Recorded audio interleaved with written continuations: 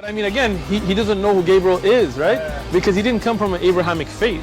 The people of Mecca were pagan. The Quran has mentioned if this book was from other than God, they would have found in it many contradictions. If a book is without contradictions, that has no bearing on whether it comes from God or not. I've had phone books that are inerrant, but I certainly don't think God gave them. That we believe without understanding. The brother asked a very important question that most of the scholars say that listening to music, watching movies, and most of the television programs, they're haram. So how can we have fun?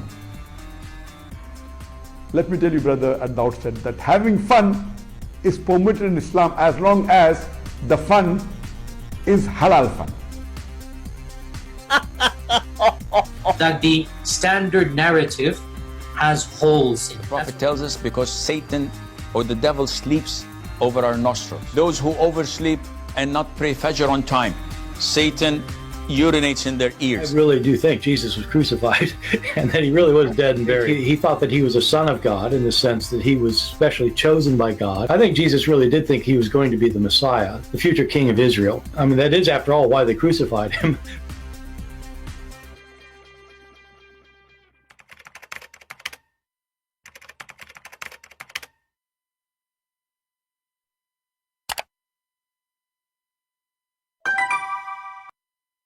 Hello everyone, and peace of Christ to all of you. Please invite your friends and let us have some good time together. I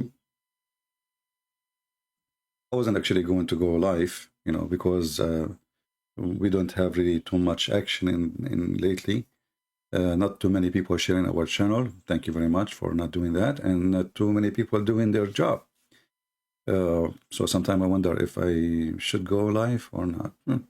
But I will do it. It's just to make a point, and those who care, they will share our broadcast, and those who don't care, they don't care anyway. YouTube recommended a video for me, and I have actually, the link is down in the info for the video, and this is a Muslim channel.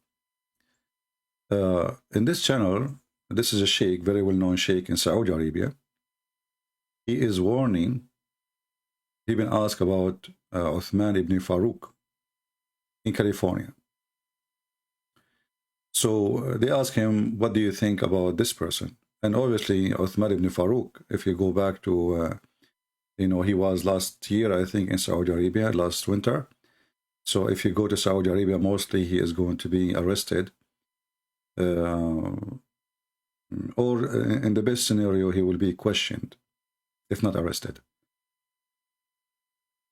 In the video here, I cannot play the whole thing because, we don't want people to claim copyright. You can watch the video later by yourself, and they have a good collection of things. Actually, the video is not only against Uthman ibn Farooq, it's against Mimi Hijab and Ali Dawa and all those little cats. Here, when they ask him the question, he said, اسألوا عن حال الداعية عثمان بن فاروق الذي هو في كاليفورنيا سان دييغو، وقد سئلت عنه مرارا وتكرارا، وكنت أرجئ الكلام فيه حتى أقف على كلامه لأنه لا. All right, you can go watch the video, the rest of it by yourself, and you will see he is speaking about him, that this person is he's warning people about him. He is not telling the truth. And he said, when they asked me, I do not know much about him, I never heard of him, so I decided to go and check him out to see what this guy teaches and what he is about. And he said, it's not right to give an opinion about someone I don't know. So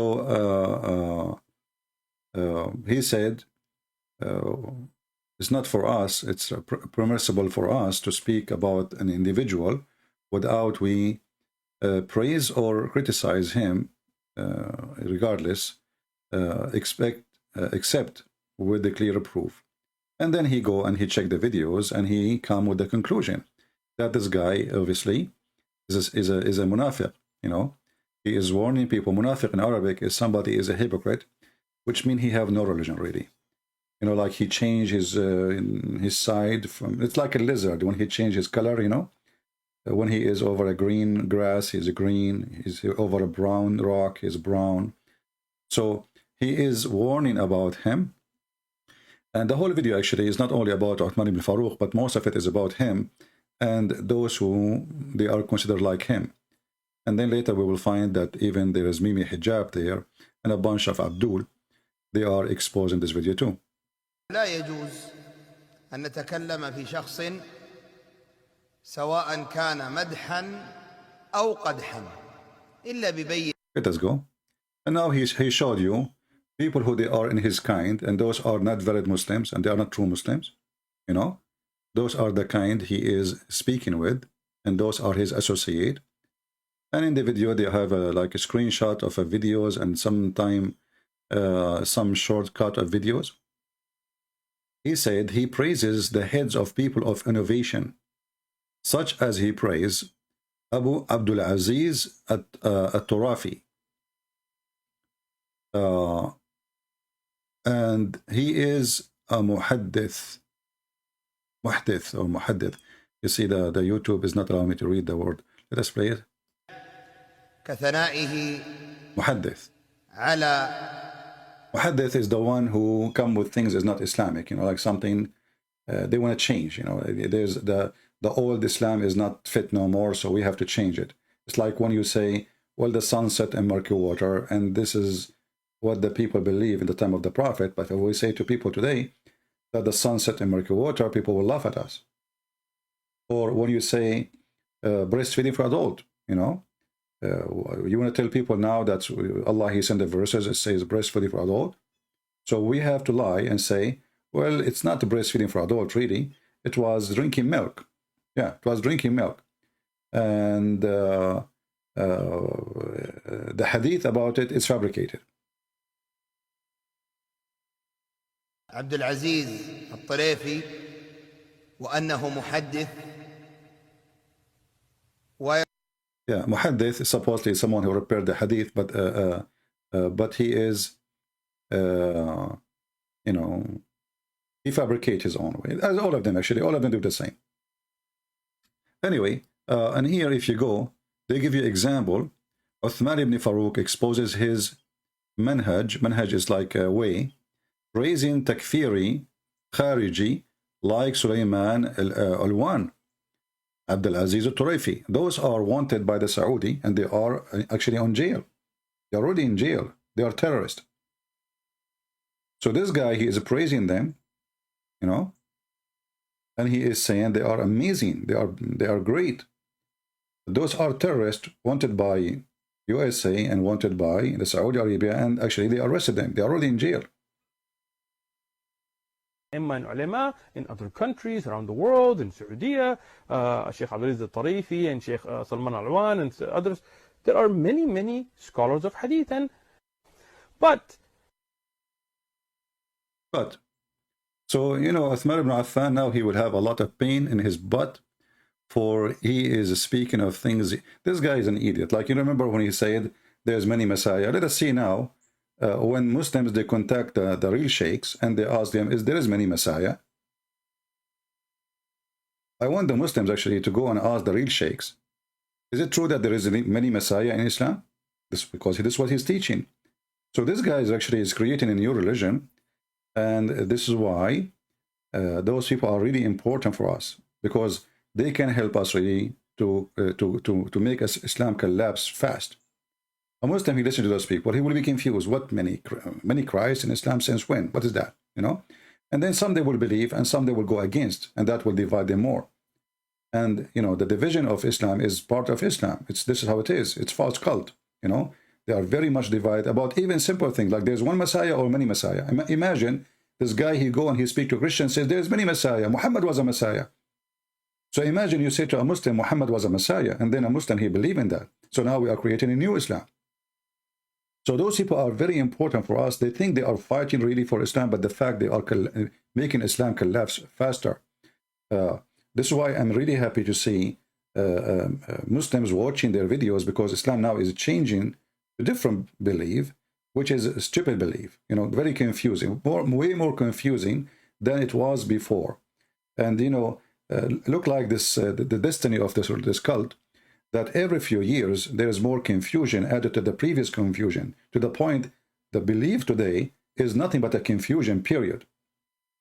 And this is why you are seeing those Muhammadan, they are fighting. When you see somebody saying, this Shaykh is a liar, and what he is lying about exactly, you know, well, he is trying to change Islam.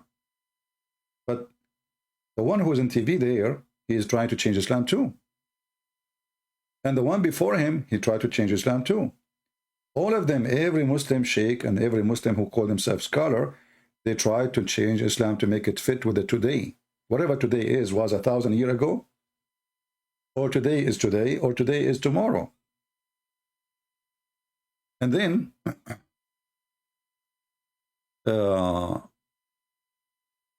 focus with me, my friend from India.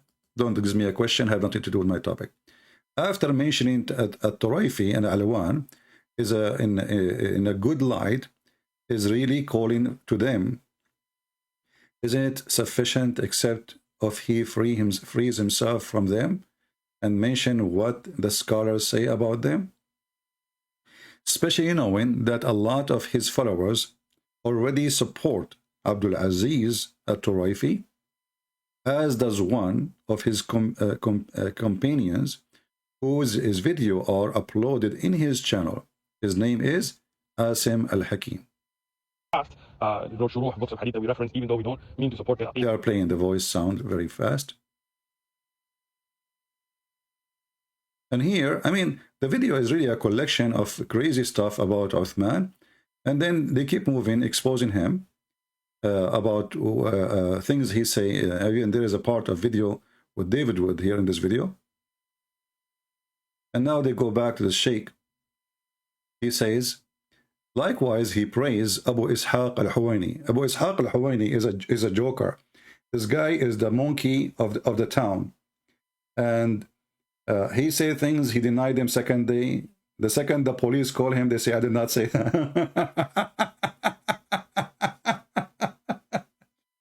And Uthman ibn Farooq, he said to him, next to him, and when al-Huwaini, he gave him the microphone, Uthman, he said, well, it's like giving a candy to a kindergarten boy. Like, you know, he described him, he humiliated himself in the front of this idiot, who is nobody. He is not even a sheikh, you know. So Uthman ibn Farooq, he called al-Huwaini as a sheikh, when this guy is a very shaky sheikh. This is the sheikh of nightclubs. So he called himself like he is just a kid like him, to honor him. Like, you know, they are really munafiqeen. They are really hypocrite who praise somebody, so later this body, he will praise them too. You know what I mean? Like exchange of benefit. So this guy, he have many followers too. Uthman, he don't. So I will praise him, and then he will praise me in return, and then I will get the same support. Bingo. Farooq. مدح أبي إسحاق الحويني وقال شيخ كبير عظيم.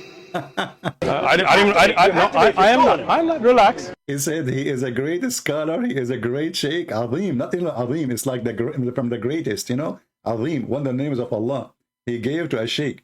So Al-Huwaini is a great scholar.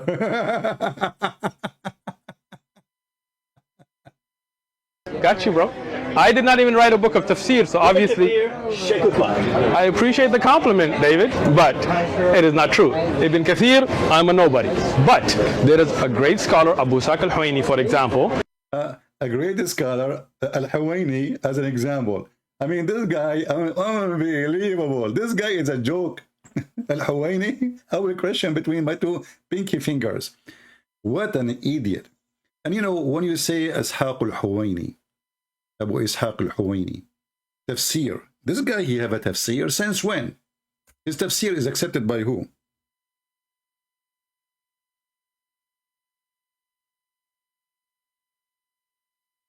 As an example,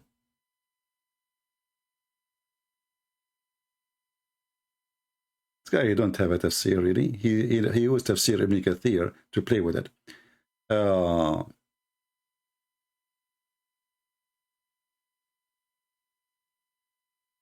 Let us see if I can find you some of his tafsir so we can laugh.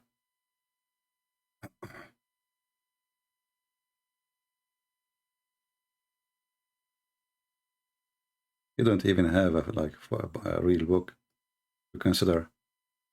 Let us see. Hold on.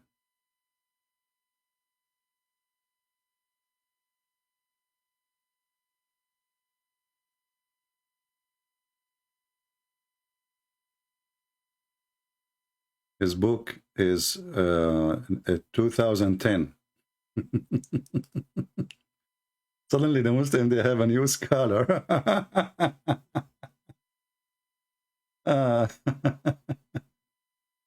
Okay, hold on. Let's see if I can find.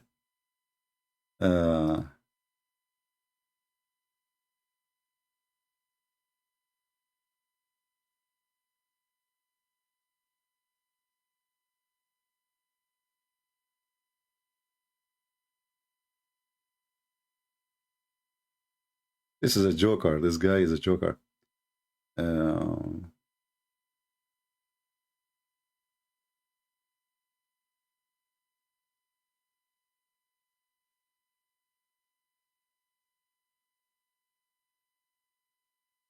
I need to find where I can like open his book so we can show you some stupid things about this guy. But this guy is like is a stand comedy for Muslims. He is a joker. Nobody even taking seriously. Let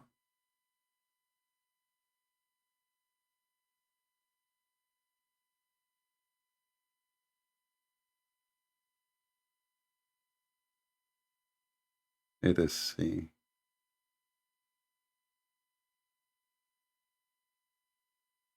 Maybe later I will try to find more.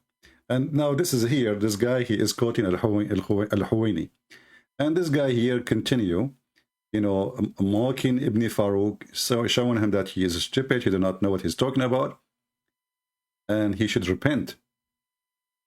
And then here this says, Shaykh Salih Al-Fawzan. So he speak about Al-Fawzan too. I mean, this is all the collection of the garbage you can imagine. We do not pass the judgment upon him that he has made it lawful, just because he is okay. Continue upon major sin. I don't know what the topic is. I did not play it. Let us see what we go back a little bit. No, my brother, it's not ruled upon. It says unlawful.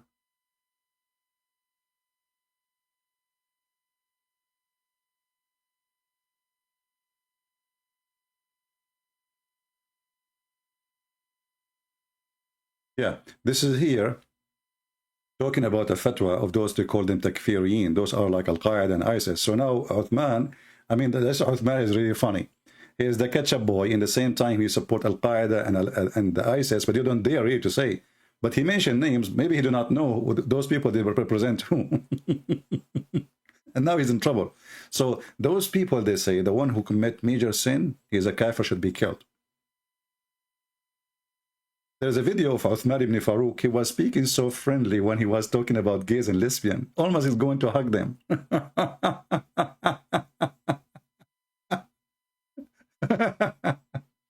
Anyway, so we continue here. Let us see if something more important here in the video. He praised Al-Munjid website Islamaka. You see, this is a website I use always. This is a website I use always. And Uthman ibn Farooq, he will say, I don't accept him. But he praised him. But this Al-Munjid is my favorite joke. فقال أنا ما أدري مثلي يعني لا ينبغي أن يتكلم في هذا ولكن الذي أمامه وأن المنجد له جهود كبيرة حتى إنه قال سئل أنه هل هو من المجددين فقال أنا ما أدري مثلي. So the question here is, this Munjid is one of the moderators, the one who trying to make Islam moderate. There's a huge problem in this cult. Muslims who they are in contact with in the civilization, and Muslims who refuse the civilization, or let us say science and etc. So those who refuse it, like Mimi Hijab, actually even here in the video, and there's some other sheikhs who they are trying to make Islam look nicer, look more appealing, look more scientific. So they try to throw behind the shelf or behind the storage room in the dark room, anything will make Islam so stupid. And this is exactly what those people do, you know. So this video here, the nice thing about it, they are quoting for you collection of videos, collection of examples with evidence of a speech of each one of them. It's not like, you know, they are saying he said, she said. They are giving you the video. And this guy, Muhammad al-Munjid, he is from the Muslim Brotherhood. And Muslim Brotherhood are wanted everywhere. I mean, they are terrorists, especially in Saudi Arabia, Bahrain, Emirat, Egypt, etc. So when this potato, Uthman ibn Farooq, he stopped praising those people, he got himself in trouble too. That's why I'm saying if you go to Saudi Arabia, he will be arrested, you know. And the Saudi didn't care really if he is carrying an American passport or not, you know, because right away they accuse him with terrorism, and that's it. Even the American, then they will support his arrest, or they will care for him. He is not a Christian to say I'm a Christian discriminated, you know. He is a person. They will show him, they will share his videos that he is supporting terrorists, and this is one of them, you know. And that's it, bingo. He will stay there. So let us go to more videos. This is a big, you know, big sheikh in Saudi Arabia, the one they are showing you. You see, all the sheikhs who they are disagreeing with the Saudi family, they are already in jail, unless they are abroad, which means they are wanted. So the Saudi family or the Saudi government, they are doing like a massive cleaning of Islam in the country. Anyone, he opened his mouth speaking of something opposing what Saudi Arabia tried to establish today, they will walk them out of the earth and they will make them disappear. There's a guy who, you know, he saw a dream, just a dream, and then he made a video on YouTube about his dream. Just he saw a dream. In the dream, he said, the Prophet of Allah, he came to me, and he said to me to go and find a place so we can meet in it. And then I said to him, Prophet of Allah, in this time, like security is not right, and I don't think it's a good idea to meet anywhere.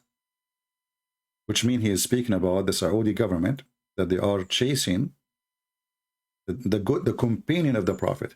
Like he is a companion now, the Prophet is speaking to him, and he is a companion, and it's not right for the companion to meet.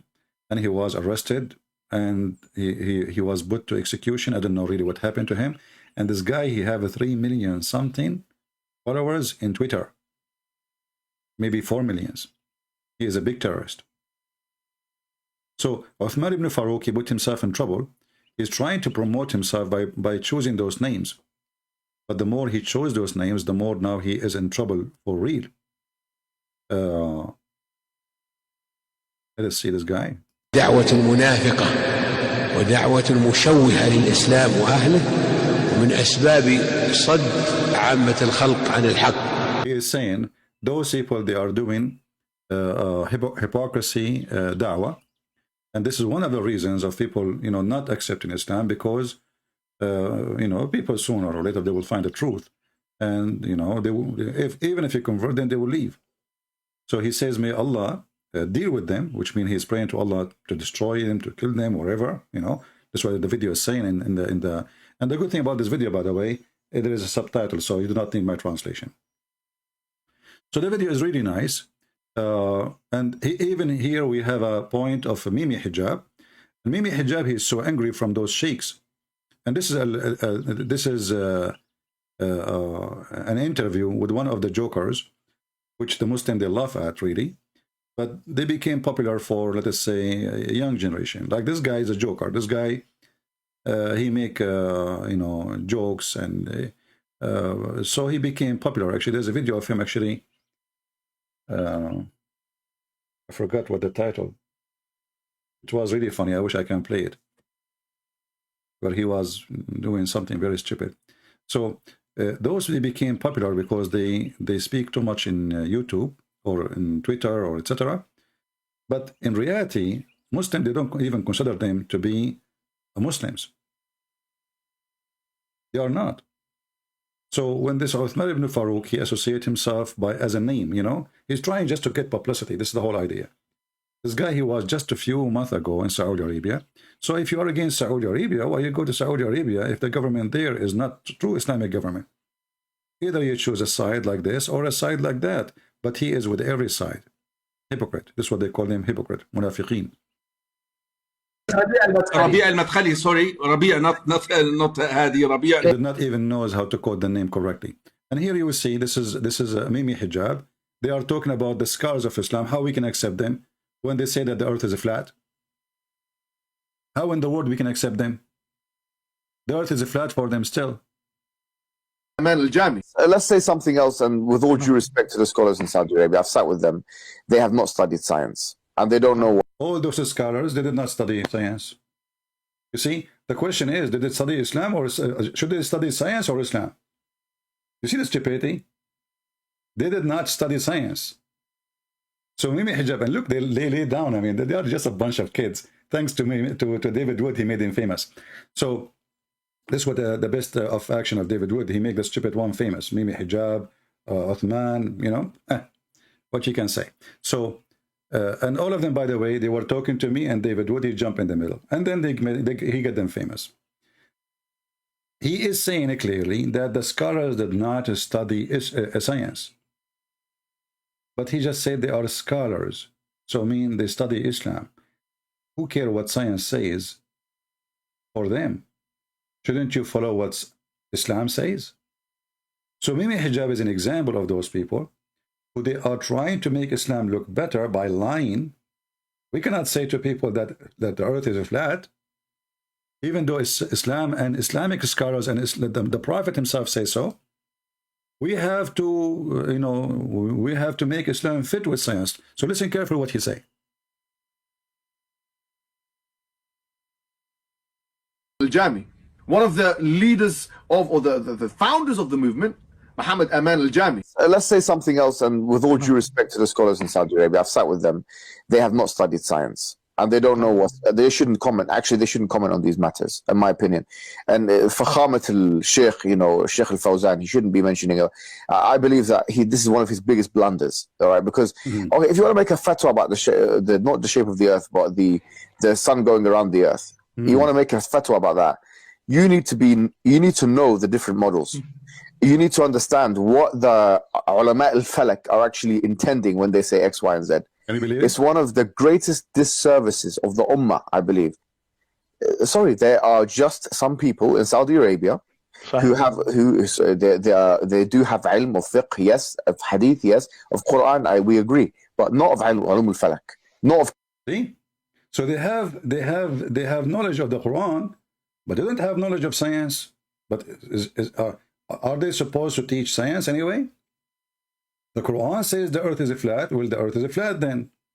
The Quran says that the sun set in murky water, then the sun set in murky water. The Quran says that the sun going around the earth.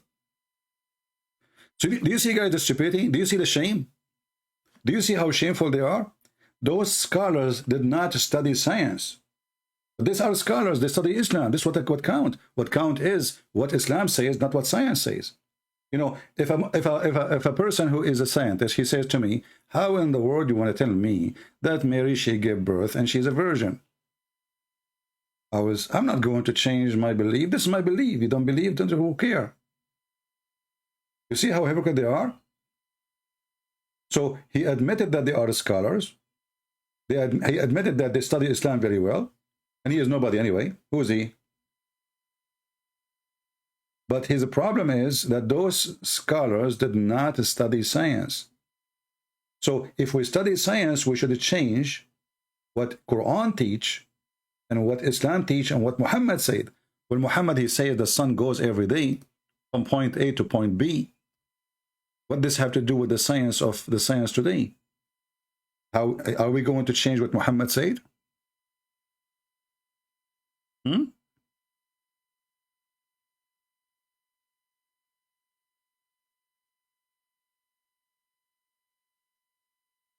So you see how Muslims are really suffering from big problem, you know. I ask Allah, Prophet, regarding the verse, and the sun runs into its fixed course, for a term decreed for it. Chapter 63, verse number 28. He said its fixed course is under the throne of Allah's throne. And this is al-Bukhari. And this is al-Bukhari too. And this is Riyadh al-Salihin, at-Tirmidhi Sahih. And this is Sahih.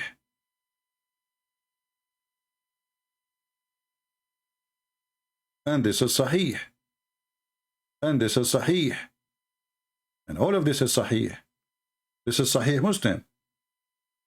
Muhammad, he says to his companion, the guy who used to accompany him just to eat free food, Abu Dhar. Abu Dhar was a poor man.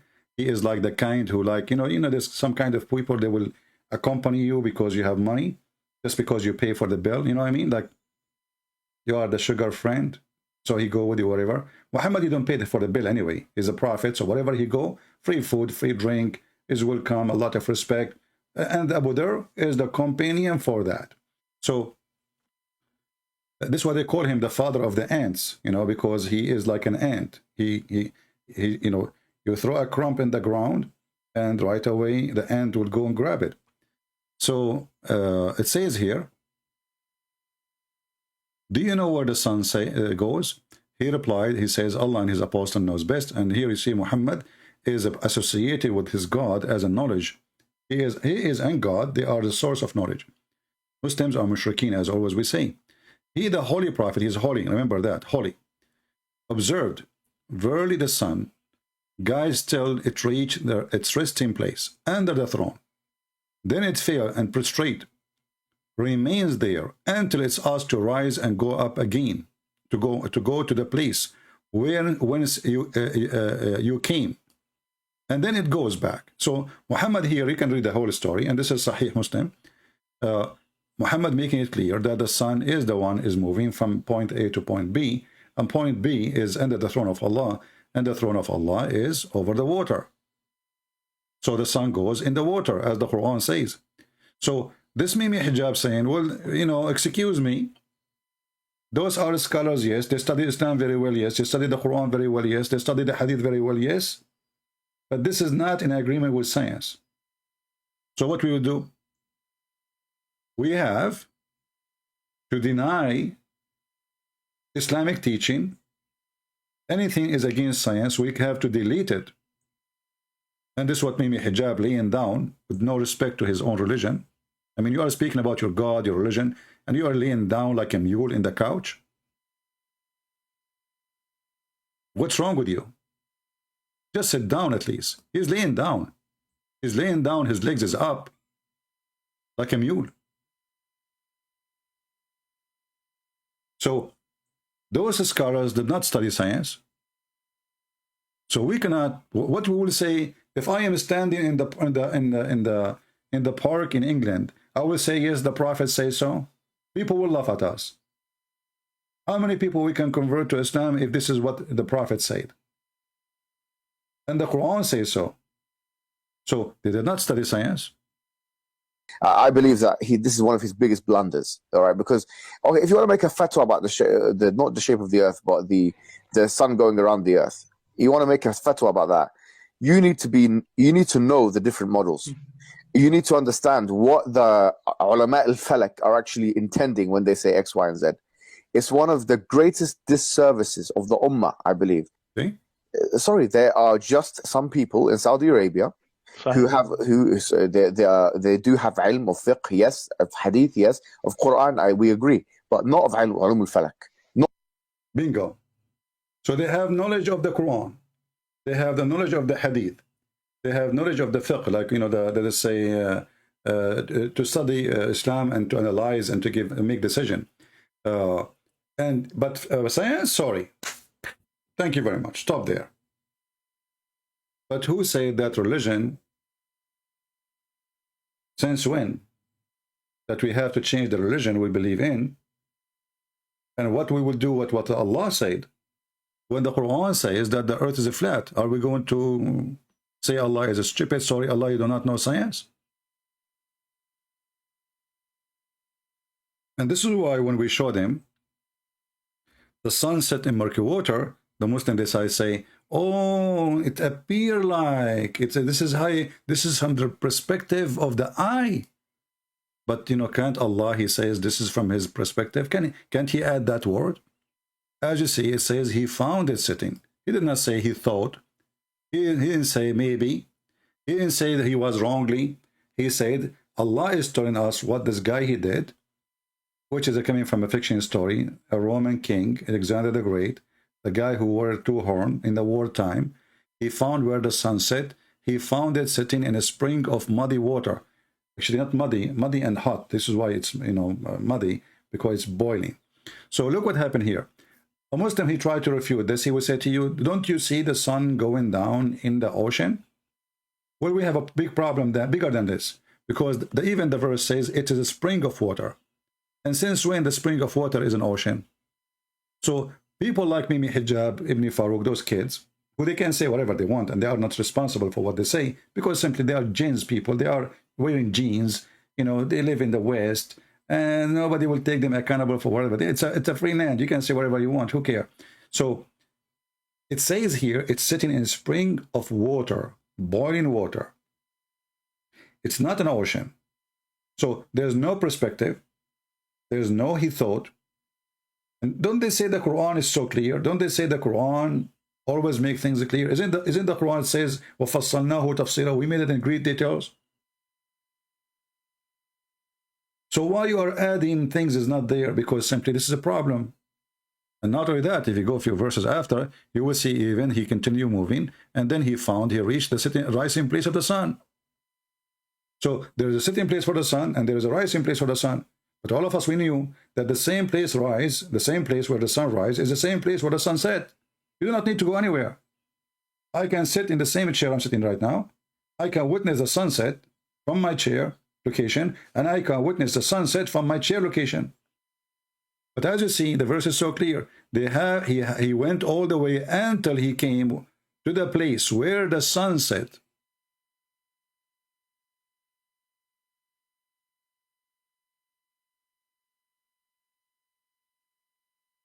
Do you see it? And you know, when a person like Mimi Hijab speak about science, well, shouldn't he ask himself, where is the dam and where is the people of Gog and Magog, which is their number is 1,000 to 1, which means 1,000 from Gog and Magog and one person from us, a human?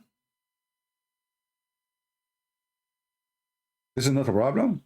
There's a dam built by Zulqarnain, and this dam will be open only in the day of judgment. And right now, behind there's a movie. It's called the movie like Z something movie, like where people they jump over a wall.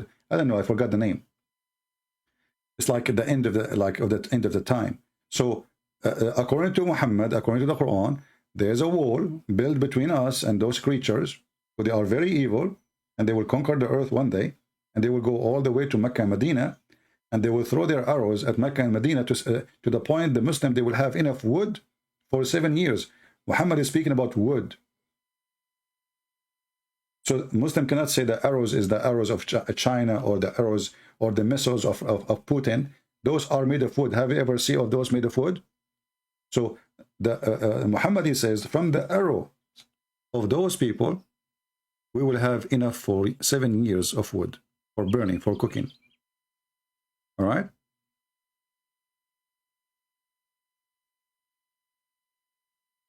Somebody saying the Quran is not an astronomy book. No need to say, by the way, the earth orbit, the sun. Well, my friend, your comment is not right, because you are saying to me, no need to say, well, Allah, he said. You tell Allah. You see, the problem is that your God, Allah, he have a big mouth. So when you say to me, there's no need to say, well, you tell that your God. Did your God says that? Well, he said that. Then, you know, you are in trouble, not me. If you don't, if Allah is God, and then he says stupid things as we see in the screen, then Allah, he put his nose in science, and he is in trouble. If he just talk about worshiping, spiritual things, etc., we would say, okay, this is what this have to do with science. But your God, he decided to be a scientist boy. And the second he start talking about science, the second he start making poo-poo. So don't tell me that because the Quran is science in any.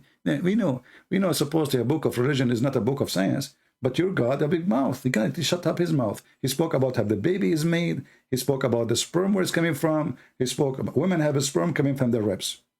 This is why I'm not getting married. You don't want to get married and you go to the bedroom and then your wife, she take off her clothes and instead of finding two breasts, you find testicles.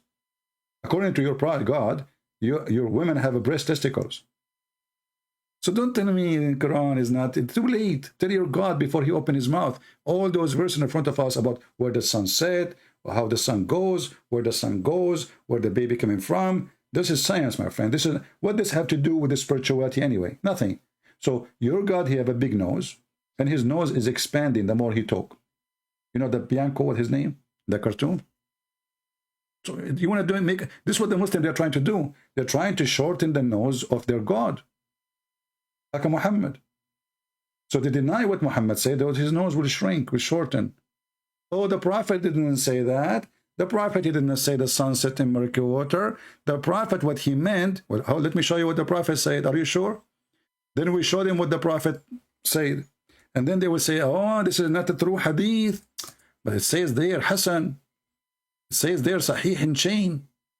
Oh, there's people lie about him. You know, the Prophet did not say that. This is your book. This is your Muslim. This is one of the authentic books of Islam right in front of you. The Prophet, he said, the sun set in a boiling water. No, ask Uthman ibn Farooq. Like, who's Uthman ibn Farooq? This guy, he just took off his diaper yesterday. He put ketchup to make himself look like a hero. If he's a hero, he go and join Mujahideen. Ketchup boy. So, in order to find a way to escape the stupidity of their prophet, they try to make Islam clear from what Muhammad did and he said, and the Quran said. So when they speak about, like, if you go and find the videos of the Muslim sheikhs, did you ask yourself why they are saying the earth is flat? Well, there is a reason. The Quran says so. I mean, what they can do, they are being honest.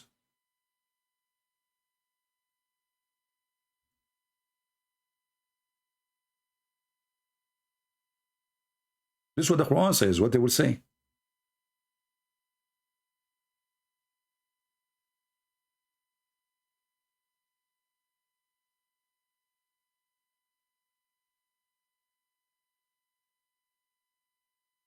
And this is what Mimi Hijabi was saying. Oh, those people, they go and watch like Memory TV, and they watch what they say in those videos, and people will laugh at us. So what he's trying to do is trying to let us escape the stupidity which is mentioned in our book, and we need to get rid of it. As simple as that. I'm just trying to find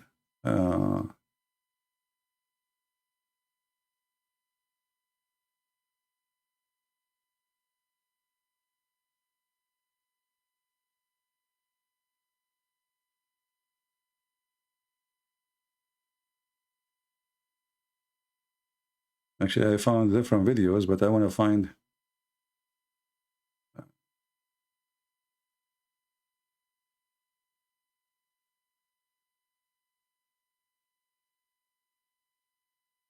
let us see this guy here.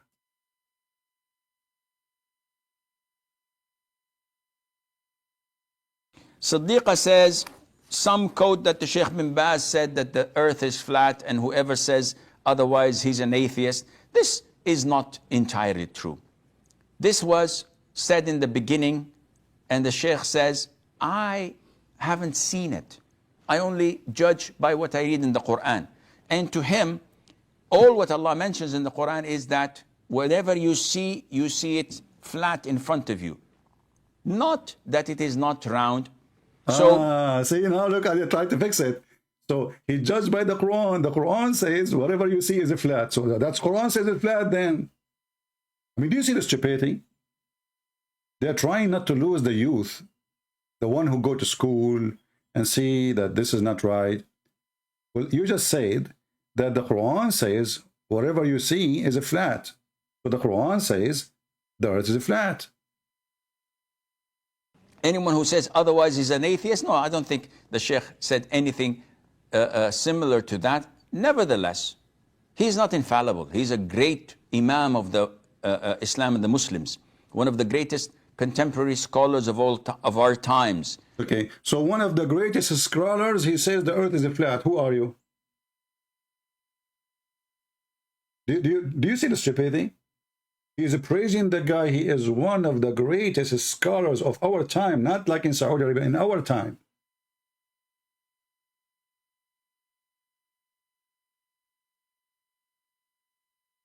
And what the greatest scholars confirm, that the Quran says that the earth is flat. And yes, do you remember when this potato ultimate fart, he says to me, he accepts the translation of Rashad Khalifa? Do you remember? And then we find that there's many verses are missing. In Rashad Khalifa translation, he translated the verse.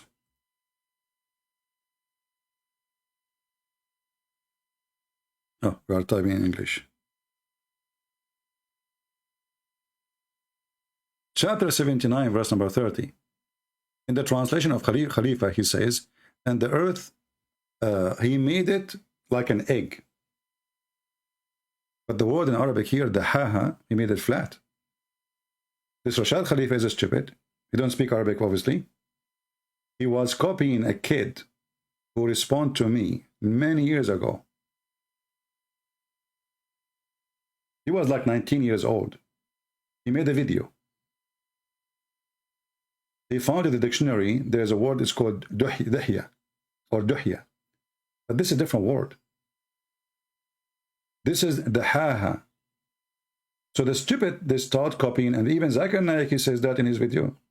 Brother and sister, somebody saying that the Quran said the earth is flat. In fact, if you go to chapter 79, verse number 30, you will see that the Quran said that the earth is like an egg. Like, what the heck? Where is the word egg? Why you didn't see it? Here we go. This is your Muslim translation.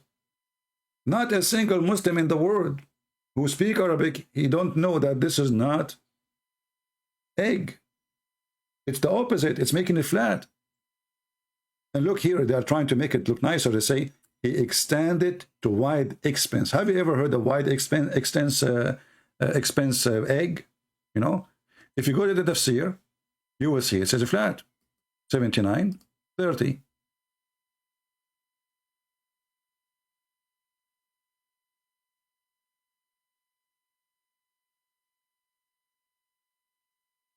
So this is what the Muslim now, they are struggling with. How we can get rid of this? Allah, he spread the earth. Okay, and Allah, he spread the earth. Where he spread? On the water. Where is the earth located? In the top of the water. Remember, you know, how the earth is made, you know, there's a bowl, and the bowl in the water, and the bowl is carrying the, you know, the earth, and, you know.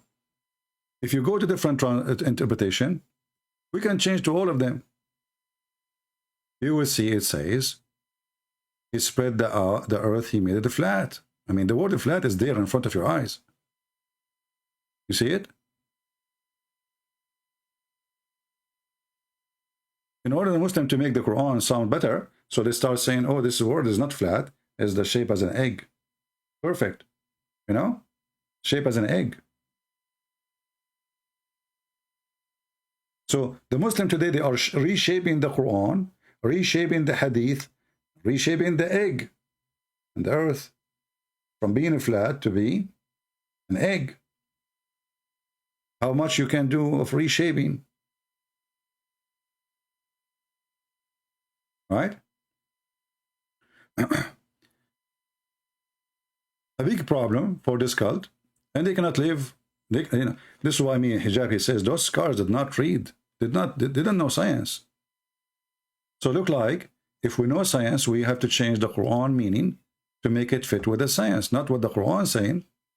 And here you see why this Mimi hijab is a joke, because either you follow science or you don't follow science. If you follow science, you cannot follow Allah, because Allah teaches things is against science.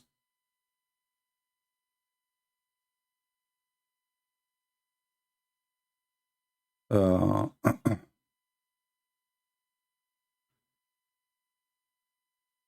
let us see here.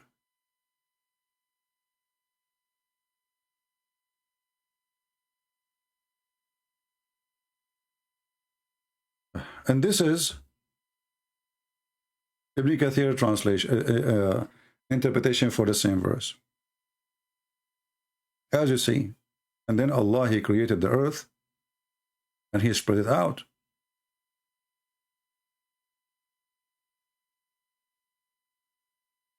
And here actually, look what the Quran is saying, and this is Ibn Kathir. The earth was created before the heaven. Was created. Have you ever heard of a stupid thing like this? Because in order to create the earth before the heaven, then where is the earth located? Because you need to create the space for it first.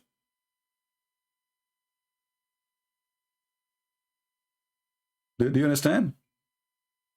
Can you create something before you create a space for it? So He created the earth. The earth was where? In the mouth of Allah, in the stomach of Allah. So the earth created before the heaven. And then after He created the heaven, you know, Allah, He spread the earth out. He made it flat. And then after that, brother, He put mountain in the top of it. So according to the Quran too, Allah, He placed mountain in the top of the earth.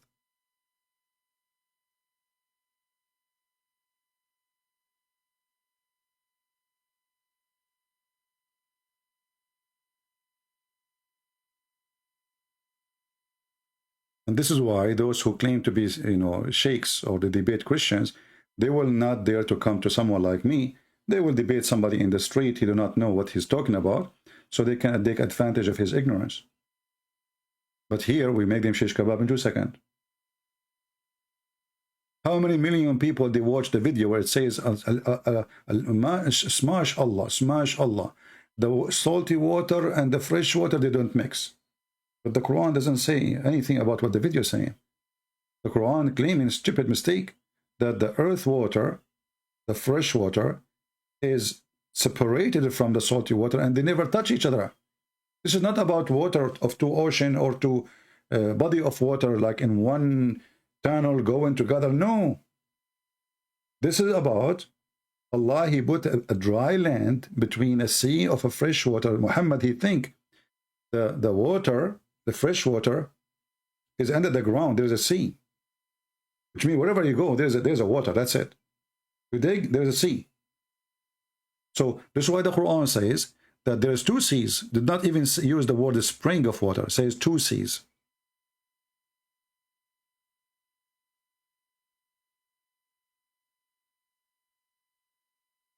You see it?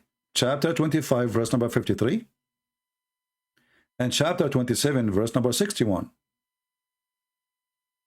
And chapter 27, verse number 61 actually exposed their lies. It says clearly, Allah, He made a barrier between them. Do you see it?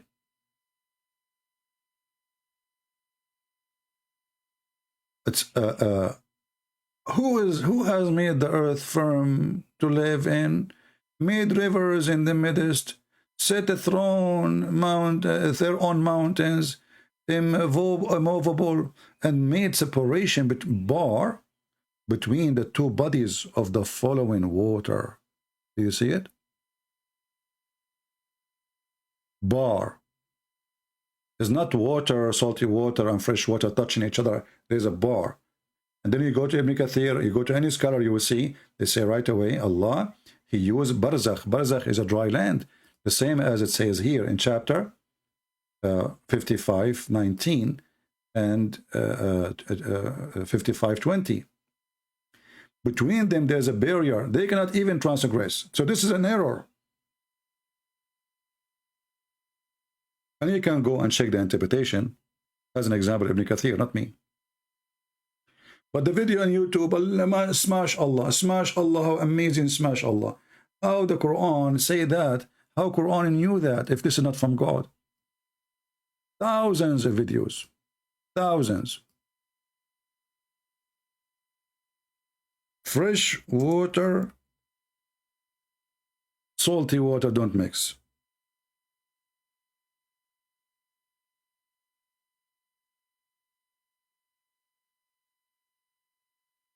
Quran.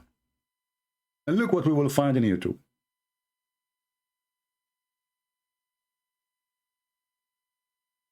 How many result? It doesn't show the result actually in YouTube, but endless, my friend. Endless. Look at this. Look, brother.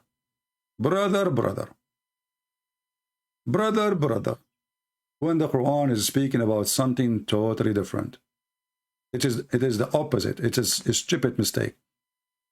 Does God do not know that all the water we have is coming from the ocean anyway? So how we don't mix? And not only that, the rivers end in the ocean anyway. So how they don't mix?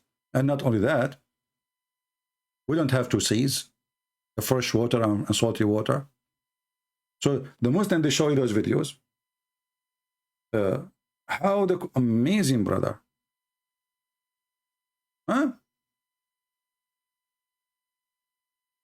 Look at those two certified idiot. Explain Islamic paradise. Okay. This is Shaykh Omad video. Yeah. So you see, but if you go and read the interpretation for this verse, you will see right away that this is not what the Quran is saying. The Quran is saying the opposite. That those, they don't mix. There is a dry land between them. Chapter 55, verse number 20. Let us go to Ibn Kathir.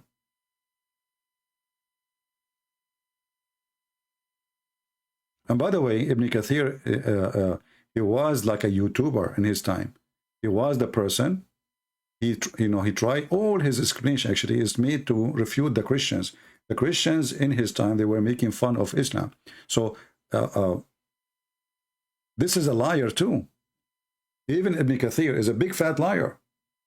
All this is just to defend. So if we go down, it says here, or let them lose according to Ibn Abbas, etc. And says, he prevent them from meeting by dividing barrier, by placing barrier he placed between them, he separate them. There are two seas, fresh water and salty water. The former coming from the running river. We discussed this topic in Surah Rahman. We can go to Surah Rahman now and we will see. But let us go here. It says, he put a barrier, complete partition between them. What is this barrier? It says, a land between those two type of water. You see it? A land.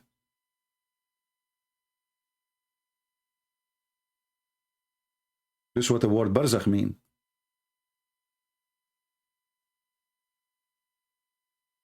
So when somebody says Islam is not a book of science, we are supposed to be not, but your God spoke about it, so it is. If your God did not put his nose on science and how the earth is and how the water is separated and how the baby is made and where the sperm is coming and how he placed mountains, etc., then we cannot say the Quran is a book of science. Quran is a book of religion, believing in such a God. But as you see, your God, he put his finger everywhere. And that lead into a disaster for the cult of Muhammadan. And now the Muhammadan, they are fighting how we can really get rid of those sheikhs. We are exposing our belief. Mimi Hijab saying, excuse me, those sheikhs, they make a mockery of our belief.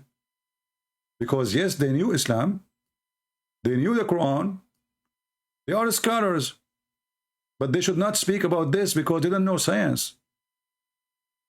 But why they should know science anyway? Or what they need to know, they are a scholar in Islam. So what he's saying to you, we Muslims, we should change what Islam meant. We don't go by what Islam meant, we go by what science meant. And we try to bend the Islamic teaching to make it fit with science. Actually, this part alone is a disaster. Maybe you can cut it in your editing, make this video alone, make a title for it.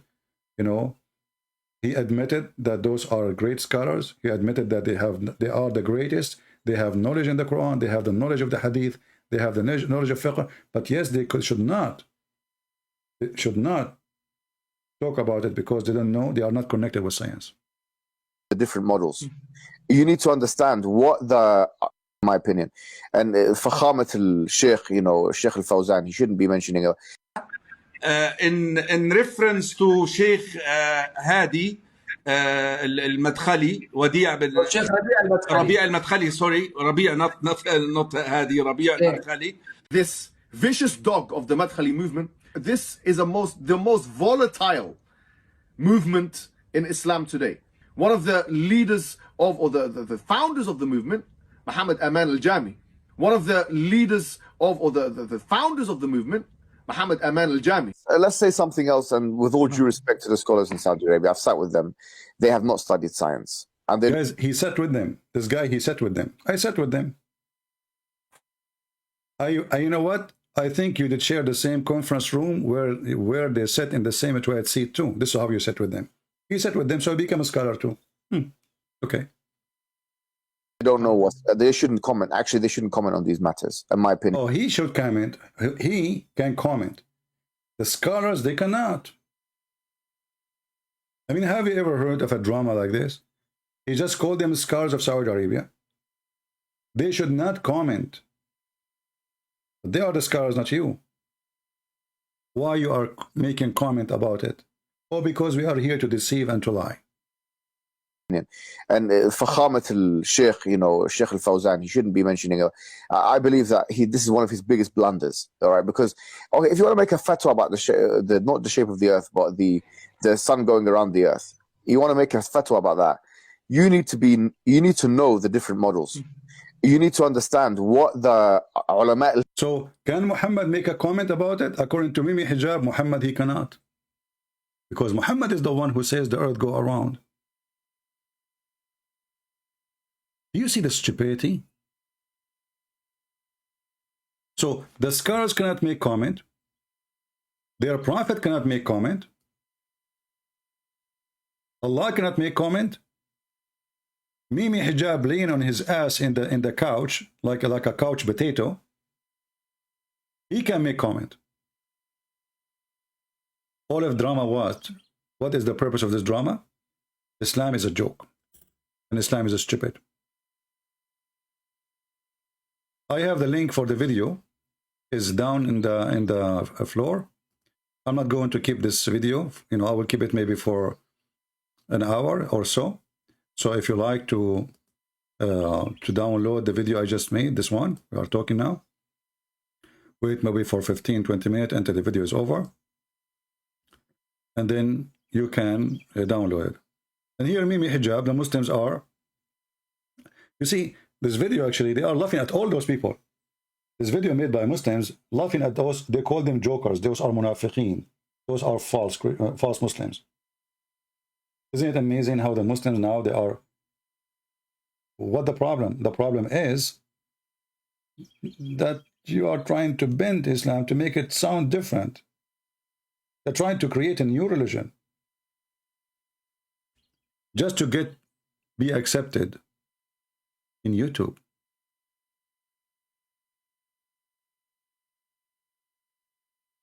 You do not know Mimi Hijab, but if he studies science, he can comment on it? Okay. But we are not commenting in science, you idiot. We are commenting in the Quran. And isn't it you, the same person who said to me the Quran is not the book of science? My friend, do you have a diarrhea of the comments? Isn't it you, the same person who says to me the Quran is not the book of science? Quran is not astronomy book. No need to say by the earth orbit the sun. And then you say this to me, you donkey. So if the Quran is not an astronomy book, why the Quran is speaking about astronomy? And who is going to comment about the comment in the Quran about astronomy? Very silly people. Don't come here. I don't know. I think you are fake too. I don't think even you are a Muslim. I think you are just making stupid things to make Muslim look stupid. So I suspect you are working for a Christian prince, maybe. So I blocked you. Here we go. You are blocked. Are you happy now? I blocked you literally. Because you are making Islam more stupid than it could be. Sound fishy for me. Christian prince. So he studies science. He can make comment about science. We are not talking about science. We are talking about Islam. And Islam speaks about science. This is why science is in the topic. Where those monkeys come to me from? Somebody opened the door of the zoo. Like somebody told you here we are scientists. Am I a scientist myself? Yeah, I used to work in NASA. You know what I do there. Like the president, the ex-president of Egypt, he told them that he was a member in NASA. He never been there. He don't even know how to speak English. Where those people come to me from? So this is a great video. You can make, you know, and here Shaykh Uthman, he described himself as little boy compared to this person. Look, this idiot, he is willing to humiliate himself next to this guy just to get promoted. الموضوع يعني ونترك الشيخ عثمان يدلو بدلوه فيه ان شاء الله. تفضل جزاك الله خير. Shaykh is like somebody who gives a PhD thesis and then hands it over to a kindergartner. Did you see what he called himself? Did you see what Shaykh Uthman compare himself to this guy? But this guy is the biggest potato ever. This guy, he knows nothing really about religion. He make a comment about the Quran. He use mockery. He use jokes. He use a wife and the mother-in-law, and he tried to make it connected to the Quran just to explain what Allah is saying. And then people laugh at both. They laugh at him. They laugh at the Quran, and they laugh at what Allah is saying.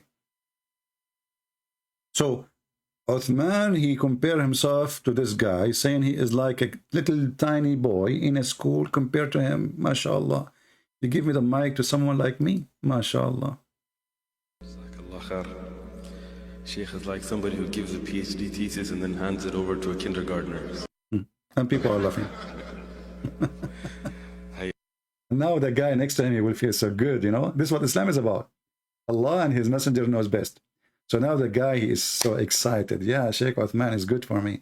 I will always accompany him, and I will say he is good too, because he is saying that I am the best. Forget about the rest.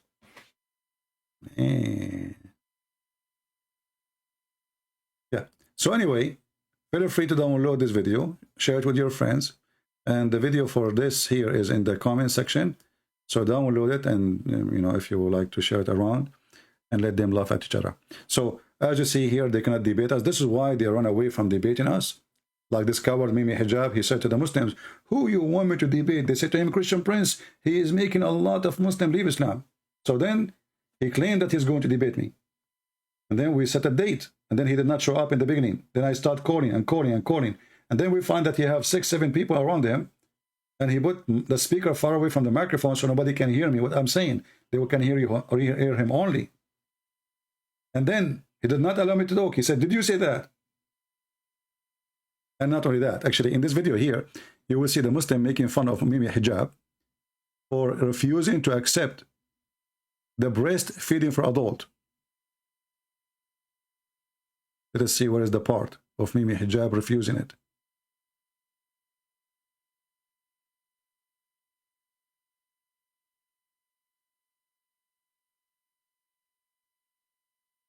Be able to solve this problem yourself. And unusual pseudo references to the Salaf and whatever the Salaf. This is nostalgic idea of returning to the Salaf. This vicious dog of the Madkhali movement. Yeah, let's see where is the. Even the comment about breastfeeding for adult, it's in the video of Mimi Hijab. They got him busted. Where is that? Where is that? I saw it somewhere. Let us see, let us see. Here we go. You know? That should... Look what Mimi Hijabi says. Every scholar make mistakes. As we saw today, Sheikh Al-Albani believed in suckling.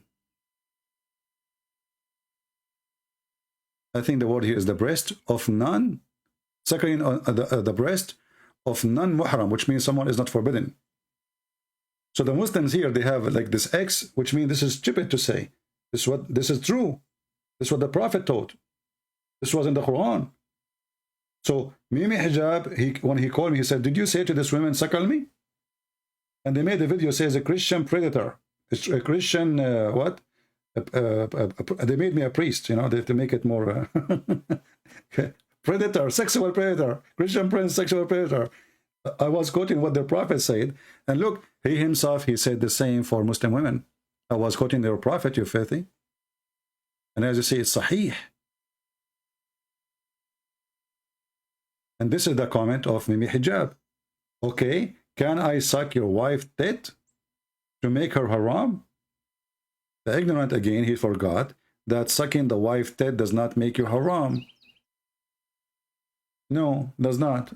Which proven again that your haram mean forbidden. Which means Islam is stupid and Muhammad is stupid. Because what's the point? If the boy or the man, he still, this is a growing man, if the man still can have sex with this woman, he can even marry her. So what's the point of suckling 10 times?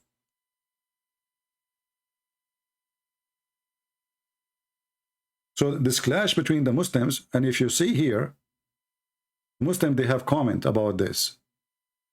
Jazakallah for this video. Eye-opening video. Ahlul Haqq, etc. Okay. Brother Nasser, I don't agree with you. This is one, there is no one is infallible. Just because he made mistakes doesn't mean that he should be cancelled. The man calls in the Quran and Sunnah. And here, this is a good clarification of Uthman. Condition, I hope that Uthman and the brothers who watch this take as advice and not as a permanent of this brother, blah, blah, blah. Okay, they start bashing the guy now. Subhanallah, I live in Germany. And what is the proof saying Per Volgar is his party? May Allah reward you and Shaykh Omaysan, the one who was attacking Uthman. Much needed videos. May Allah preserve Shaykh Uthman, Shaykh Saleh Al-Munjid. Those are the one who oppose. Keep them upon the Sunnah, forgive their mistakes. So now they agree they have mistakes. It's a mistake, brother. It's a mistake. Okay. I trusted this channel before when it come to refutation. But now, since I listened to Uthman ibn Farooq, I realized that they are not trustworthy or open the truth of the time, upon the truth of the time. In fact, some of them, they are just simply jealous for their brothers. Subhanallah, may Allah cleanse our heart. Reply, jealous because Ibn Farooq and Dawah man said it? He said to him, you idiot, didn't we show you what he said? They said. May Allah subhanahu wa ta'ala protect us from callers of misguidedness, cause us to take knowledge only from those who they are upon the Sunnah. Reply, is Uthman not upon the Sunnah? Answer, somebody else making comment, he is a young Muslim brother who made errors against the Sunnah. I think those errors was pointed out as important. As the Prophet, peace be upon him, I mean, the comment is endless, and you know, the struggle is big and horrible. But there is one thing for sure. None of those potatoes dare to speak to me. That is one thing for sure. None of those potatoes dare to debate me.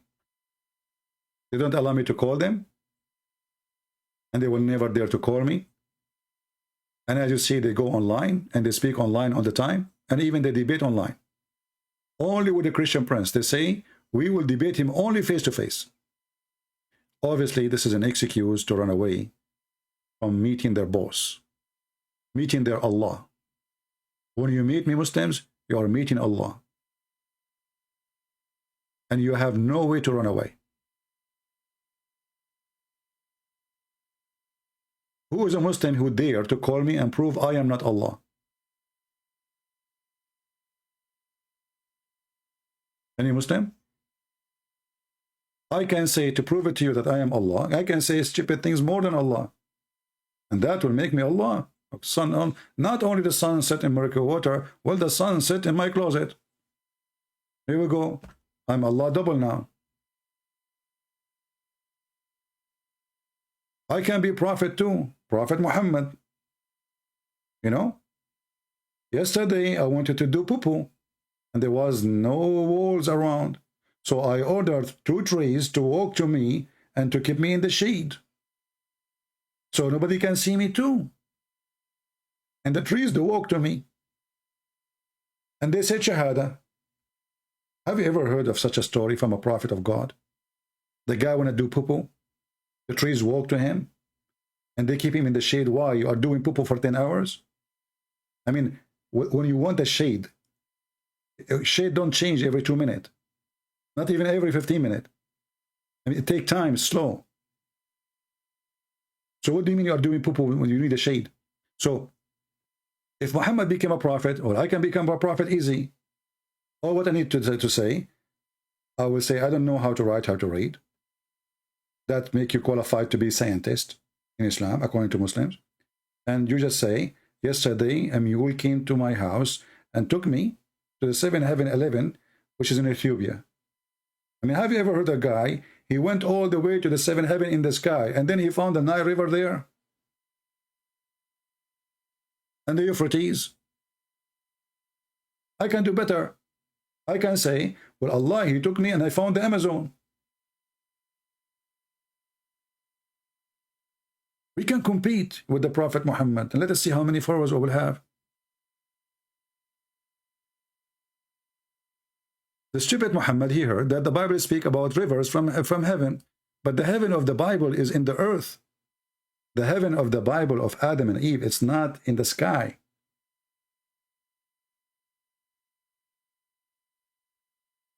Once I debated a Muslim, Shaykh, he's from Lebanon, and we posted in Arabic in YouTube. The coward, the son of Muta, he reported me to YouTube. In less than 20 minutes, they took it down. It was hilarious, because everybody started laughing at him. He's a sheikh, long beard, 6-foot beard. If you see his beard, the guy, he opened his camera, 6-foot beard. I mean, the guy, he is, you think he's coming from the sky. He's like sent by God. And then the idiot, he do not know that the heaven of Allah, of Adam and Eve, it was in heaven.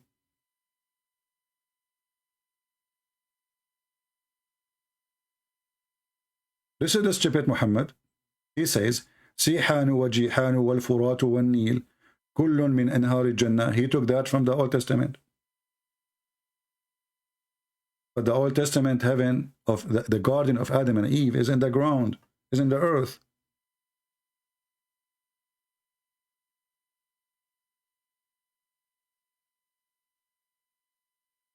So the confused Muhammad, he go and he copy verses from the Old Testament, and he make it fit with his religion. But in your religion, the garden of Eve, it was not in the earth. So if the Nile River is in the 7 galaxies, behind the 7 galaxies, 7 skies, according to the Quran, how the Nile River is here? And Euphrates and Sihanu and Jihan, those are dead rivers now.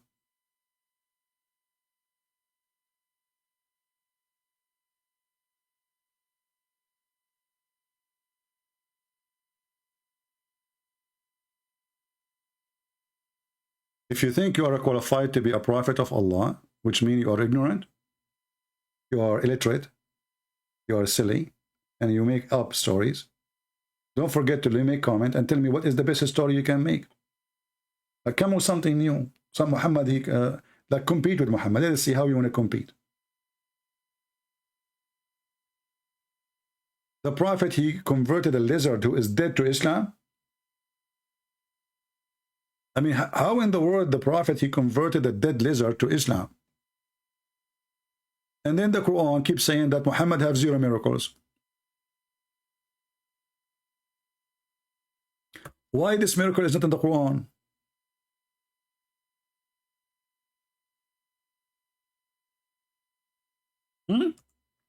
Why the miracle of Jesus in the Quran? The miracle of Moses in the Quran? The miracle of anybody is in the Quran, but the miracle of Muhammad is not in the Quran. The tree say Shahada, the camel is speaking to Muhammad, the lizard say Shahada, and he's dead. An Arab guy, he came to Muhammad, and Muhammad said to him, why you don't convert to Islam, buddy? He says, if this lizard convert to Islam, I will convert to Islam. And you have a dead lizard to eat him. You know, those are the desert lizard. They are big. So he said, if this lizard convert to Islam, I will convert to Islam. Then the Prophet, he spoke to the lizard. He said, Assalamu alaikum, lizard. The lizard, he said, Wa alaikum assalam, Prophet of Allah.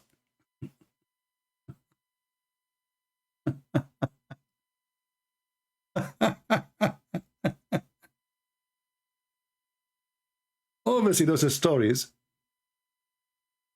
is written long after Islam, you know. The lizard, he converted to Islam.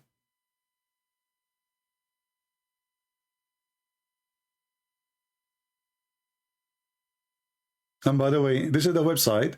They were asking, what his name? Ibn Farooq, how you accept this guy to be a sheikh, you know? This is his website. I use this website always. So anyway, the lizard, you know, when the guy, he says to him, if this lizard convert to Islam, I will convert to Islam, okay? So the Prophet, he says, hey, lizard. And the lizard answer with the clear Arabic words. Let me use a Google translation, hold on. I mean, you know, it's in Arabic, but we can do. So the Prophet, he says to him, hey, lizard.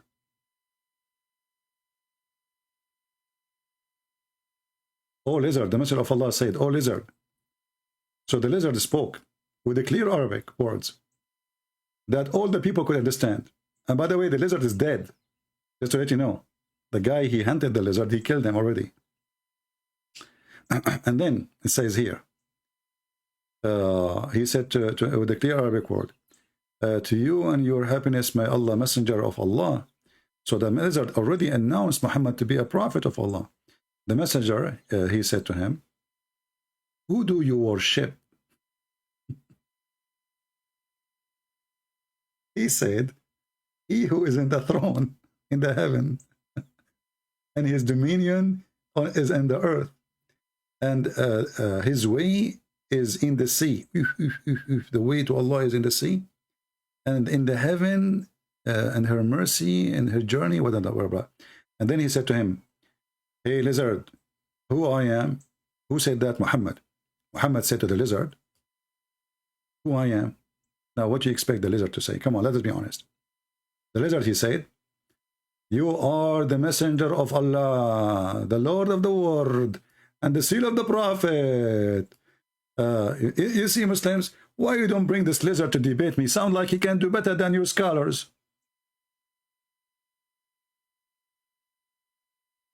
Huh?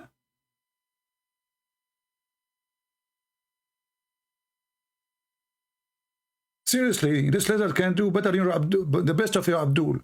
Look, he can say right away, the Prophet of Allah, you know, and he speaks clear Arabic, and you know Allah is above the throne. Look like this lizard, he is really a scholar too. Where he study? Where he study? Do you think Allah is speaking in his mouth? Must be. Aman Rabbi Aman. A lizard converting to Islam? And this is the book, At-Tabarani. I will post the link for you. As you see, we don't make any comment without showing reference. Let me post the link for you. So you can use Google translation and laugh. Maybe you can make a cartoon about it if you are good in graphic. The lizard, he knew where is Allah, and Muhammad do not know.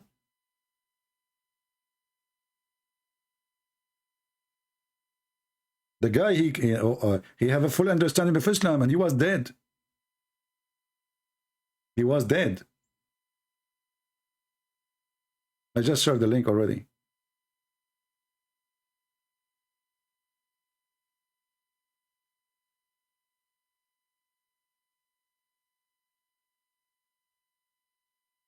But remember, this is Arabic, so you have to use Prophet Google, peace be upon him, to translate. Yeah? The Prophet, he convert the camel to Islam. The Prophet convert the tree to Islam. The Prophet, the rocks, they say to him, Assalamu alaikum. The Prophet, when he do poo-poo, the earth open wide and swallow his poo-poo. And I was wondering, where is my poo-poo going? In my house, there's little seat. It's white seat. I don't know. I'm an Arab. I don't know how they work. You sit on it.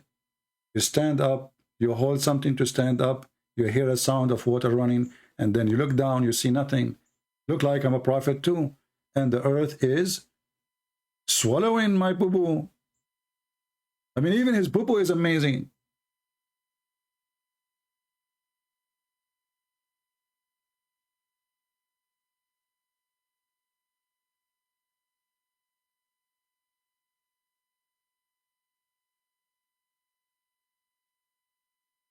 Oh boy.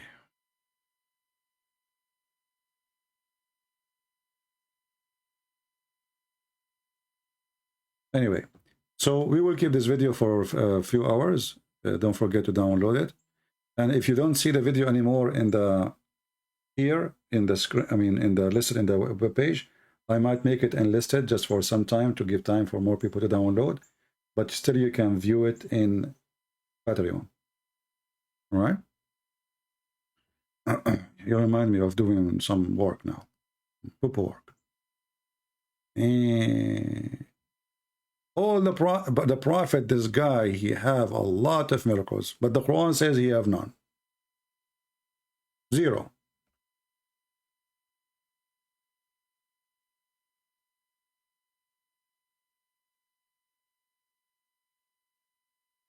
And look at the lizard when he says, Allah, a prophet, he says to him, who you worship. Look how the question is clearly, made and targeted. Is a question the belief of this lizard, because you never know, he might be Hindus. I mean, how you know? These days everything is possible. He might be an immigrant coming from Thailand.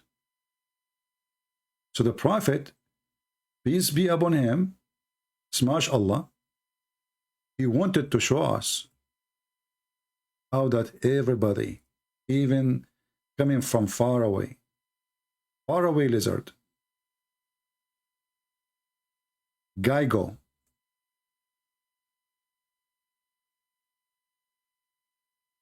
he believed in Allah too. And not only that, he knew, brother, who is above the throne. And Muslims, Abdurs, didn't know where Allah. We ask a Muslim, Abdur, where is Allah? He don't say, no, don't answer this question. Is Allah is above the throne? Is he located above the throne? If we don't answer those questions. So how come the lizard, he can answer it? By the way, there's some kind of lizard. I'm not sure if they are converting to Islam or not yet. I mean, look at this guy. What is the problem? Don't you think he is a believer or what? I'm just looking at this website here to see what, look at this lizard here, this yellow one. Smash Allah. There is no way this guy is a believer, Or look at this one here too. Or look at this guy. Aman Rabbi Aman. What is growing in his back? And the Prophet, by the way, he is a specialist with lizard. Do you remember when the Prophet once they brought him lizard to eat? You see those Arab before they start attacking the neighbors, taking their money, they were very poor. That's why they joined Muhammad, so they notice how much money they can earn. Kidnapping people, slavery, blonde women, the woman, the gold, the silver. So once the companion of Muhammad, they brought him a lizard.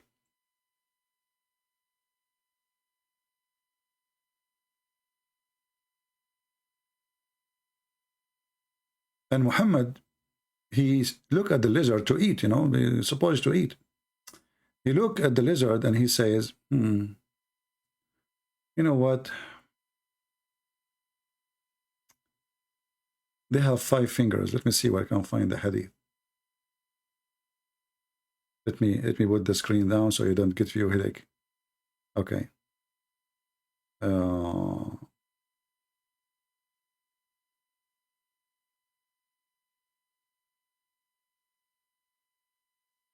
So Muhammad started counting their fingers. Here we go. And he noticed something very important. See, the Prophet is scientist. He's not just normal person. The Messenger of Allah, they said to him, oh, this is actually not the one. I want to see which one he counted the fingers. Hold on, another one.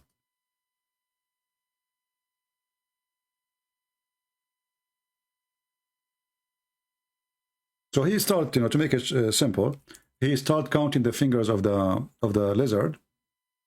And the Prophet disliked eating it. Why? Because he thinks they are Jews.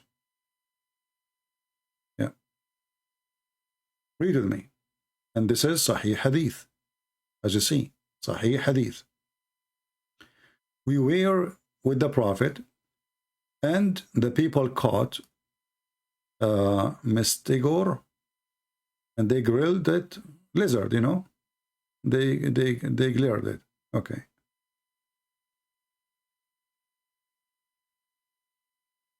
They grilled it and ate from it. Then I caught one and I grilled it and I brought it to the Prophet. He took a palm stalk and he started counting his finger with it. And he said, a nation from among the children of Israel, we are turned into beasts of the earth. And I do not know if this is they.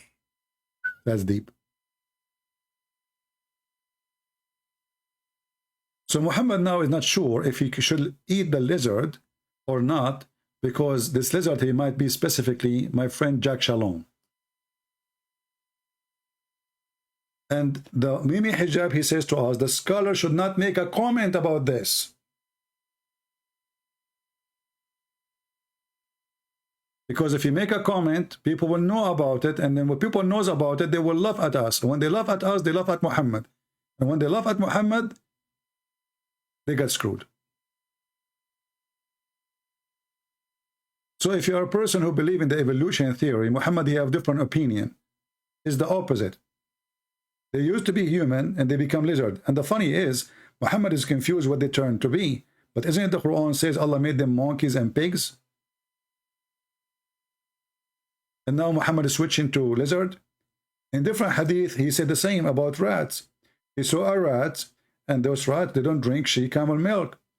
So Muhammad came with the conclusion that those rats are the people of the Jews who Allah cursed them, made them rats. Why? Because, brother, rats don't drink she camel milk. Well, because they are smart. Because, she camel milk is dangerous. Always follow what animals do. If you have milk, if you have a cat at home, if you have a milk, you do not know if it is damaged or not yet, healthy or not, give it to the cat. If the cat refuses to eat it, it means it's bad. As simple as that. So imagine the rat is refusing to drink the she camel. Muhammad, he drink it. So look what happened. The genius Muhammad. Where is the rat? Where is the rat? Here we go. Muhammad again making the same poo-poo. Remember in the previous hadith, he was wondering if they are lizard. Now they are rats. The Prophet says a group of Israeli were lost. Nobody knows what they did, but I do not see them except that they were cursed and changed into rats. Okay, Prophet Muhammad, how you know that? Muhammad is a scientist. Look, you study, you observe. For if you put the milk of a she camel in front of a rat, it will not drink it. But if the milk is a sheep, put it in front of it, it will drink it. So Muhammad, he came to his conclusion. The Jews, it's written for them, brother, in the book of Torah, that they cannot drink she camel milk. This rat is not drinking she camel milk. Conclusion, this rat is an Orthodox Jew.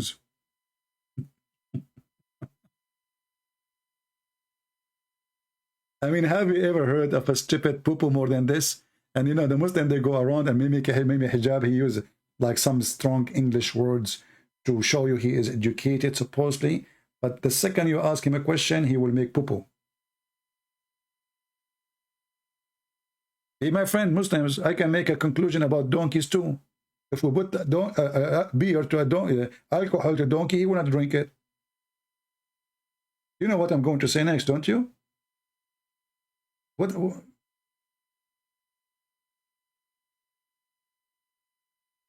Who drink camel urine, save you? Monkey drink camel urine. Muslim drink camel urine. Can we say the monkeys are... I mean, what a stupid... This is your smart prophet? So this is the conclusion now? And what do we do with the Quran? Why the Quran says Allah, he made them pigs and monkeys? Why Muhammad is confused? So sometimes they are lizards, sometimes they are rats, sometimes they are pigs and monkeys. I know, by the way, true story about being cursed. There's a guy, he made fun of me once. You know, he hurt my feeling, honestly. He made fun of how I look like. And you believe it or not, brother, I prayed to Allah all night. And then Allah in the morning, the guy who woke up, he looked like me. He came to me, brother. I said to him, he said, he's still laughing at me as the way I look like. So I said to him, did you look in the mirror, brother? The guy, he went to look in the mirror. He saw his face. He looked like me. He fell down in the ground and he was dead. Smash Allah. True story. Sahih al-Bukhari. Do you know the story of the guy who made fun of the miswak? Miswak is a piece of wood, root. Muslim Muhammad, he used to put it in his mouth. And the same root, they beat the camel with it. The Muslim, they said to you, it's very short. That the fact it's a really wrong route. Today they make it short because it became commercial business. Every Muslim want to buy it, supposedly.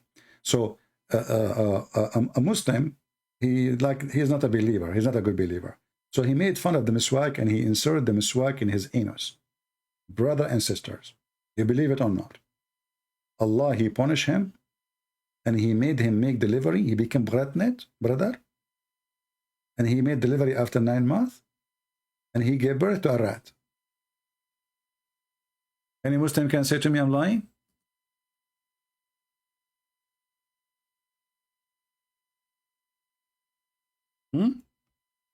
Let me see if I can find the story in English. Hold on, that would be hilarious.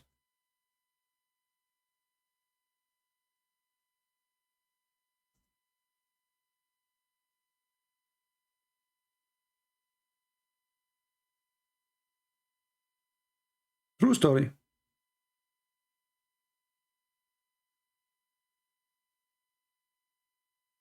Brother.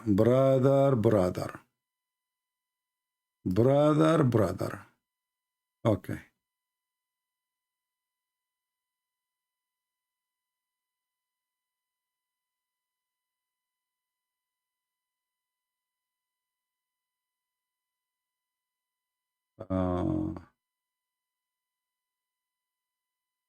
Okay, hold on.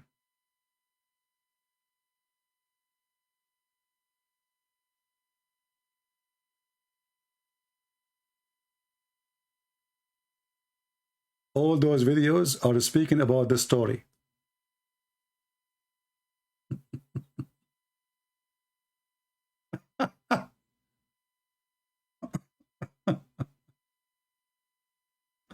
Brother, amazing story about the miswak, the guy who inserted the miswak in his anus, brother. And how Allah, brother, he punished him, brother.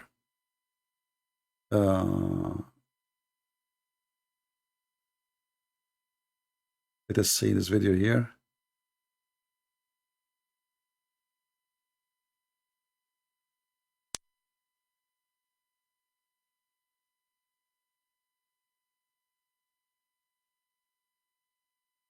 أختم بوقعة عجيبة جدا جدا.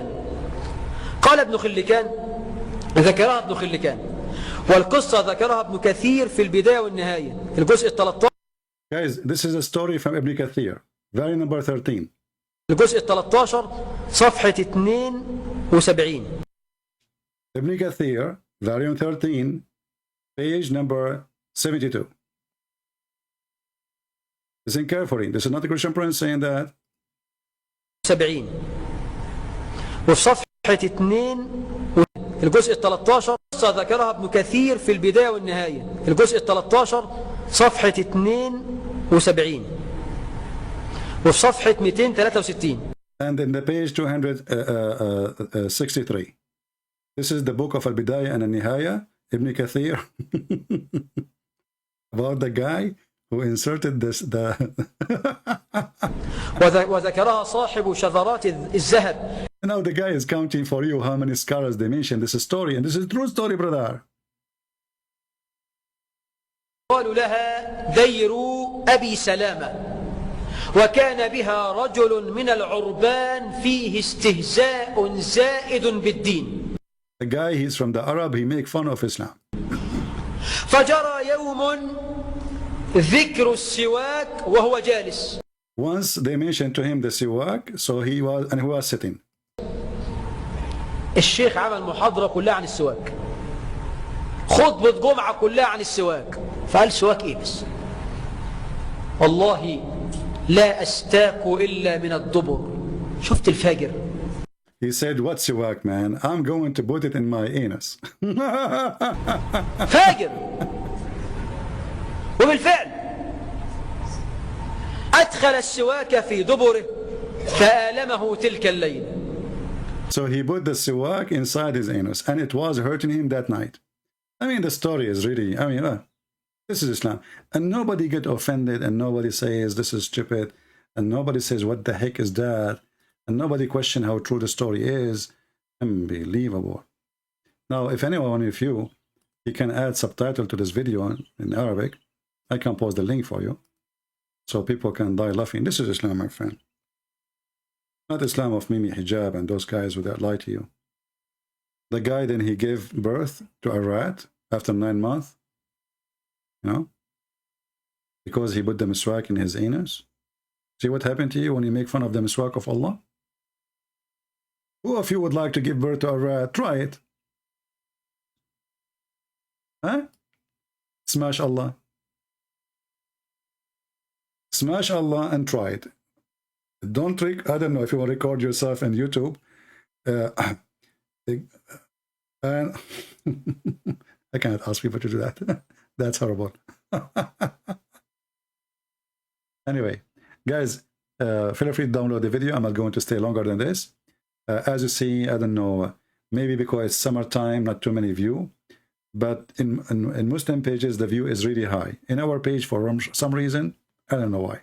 And we told people, like, guys, they used to come to the other channel, and we told them we are going to move to this channel. Still, people do not know how to find me. I don't know what's wrong, people. Remember always, you can always find my channel where it's located by going to patreon.com. It's for free. You do not need to pay. You do not even need to sign in. You go to patreon.com/ChristianPrince, and you will find where is going to be my coming broadcast. Just to click at the last video. Very simple. People. What I can do. You see how the Muslims, they support each other, even though they are fighting, they are corrupt, their religion is garbage. And here we try to share with you all the knowledge you need to fight and to expose this cult so they cannot affect your children. And in return, we don't get you helping us, because by helping us, you are helping yourself. They are even lazy. They need somebody to tell them subscribe. They need somebody to tell them like. They need to tell them make a comment. They need to tell them download the video. I mean, you need to tell them anything, everything, as if we are little children and we are not mature adult, and we do not know our duty in this earth. Doing good do not need invitation. As simple as that. And those who do good only if you invite them, they are not good. Obviously, they did good because it's an embarrassment. How they can respond to the invitation. So do good when you can do good. One more thing. Somebody says, asking me about David Wood, he want to delete his channel. If you talk to David Wood, this is my message for him. Why? Why you want to delete your channel? I don't find any reason. I find it very funny and very weird, and it doesn't make any sense. At least let them delete your channel for you. At least let them do it. Don't give them the honor to get rid of you by yourself. You know what I mean? If the YouTube will delete it, okay. Then you can say, I have 700, 600,000 subscribers, and YouTube took me down. But now, if you are the one who deleted, you cannot say that. Secondly, even if you want to have a new platform, so what? Keep this channel. From time to time, post a video, say, hey guys, we made a video, go check it there.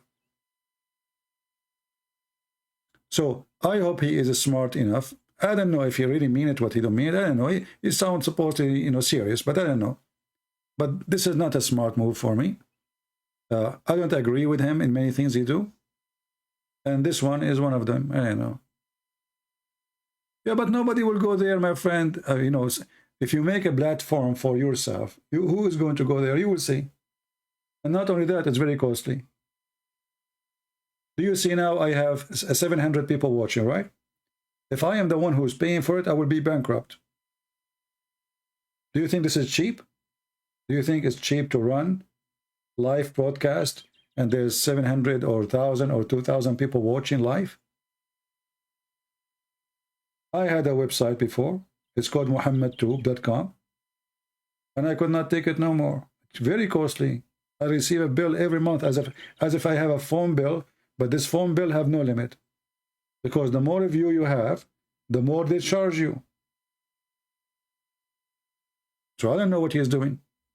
And you are giving the Muslim victory. Hey, we kicked him out. This is what's happening. So I don't know. I mean, if you are trying to promote a new platform, you can do that without leaving the channel. Delete all the videos here, so they cannot flag you. And from time to time, post a video which nobody can flag. Says, hey, guys, I have a new video. This is the title. Search it. They go there. Make it like another window for you to get in touch with people who, you know, I don't know. I mean, I don't understand people why they do that. And you know, like here, he have a debate with this idiot, Rahman, and he starts speaking about alcohol. Tell David Wood to watch my video and see how to refute such an idiot in 2 minutes. What alcohol? Just learn, guys. Learn. We master Islam. Islam is our joke. Huh?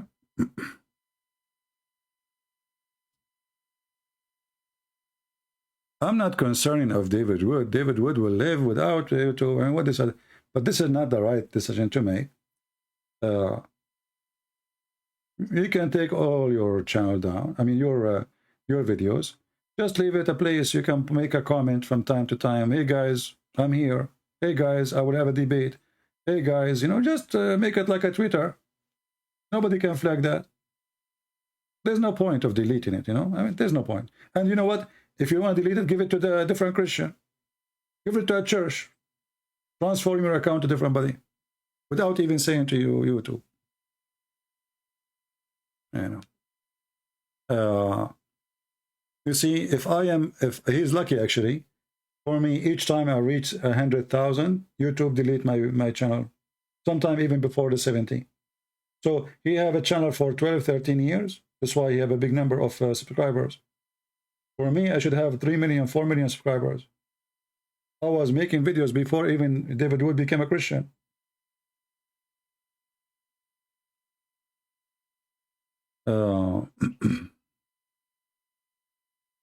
But anyway, he's free to do whatever he wants, but I don't think this is the right decision. Actually, the Muslim, they will like it. They think if they flag videos of channels, you know, the Christian, they will leave. I will never leave. You delete my channel, I have 10. I will pop up right away. 2 minutes after, I will go live. Trust me. Try it. Actually, they try it many times. Yeah. I have many channels. Who care about the channel where it is? What we care for, that the video is going to be made and Muhammad is going to be exposed no matter what they do. Very simple.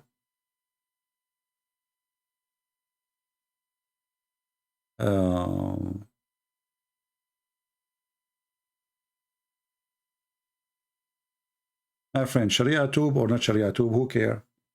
We use YouTube, even if it's Sharia tube. Even that is better, because that will make it more exciting. There's a fight happening, right? So why you expect them to support you? I mean, they are atheists and they are anti-Christianity. Since when the atheists, they love Christianity? They hate it. They hate us. You know, it's not a secret.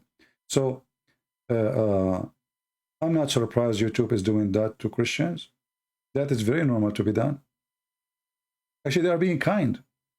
If you think about how much they dislike us, you know, how much, you cannot imagine.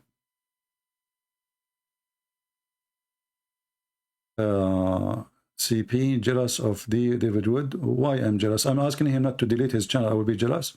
Get out of here. I'm asking him not to delete. How that make me jealous? Stupid people. Unbelievable.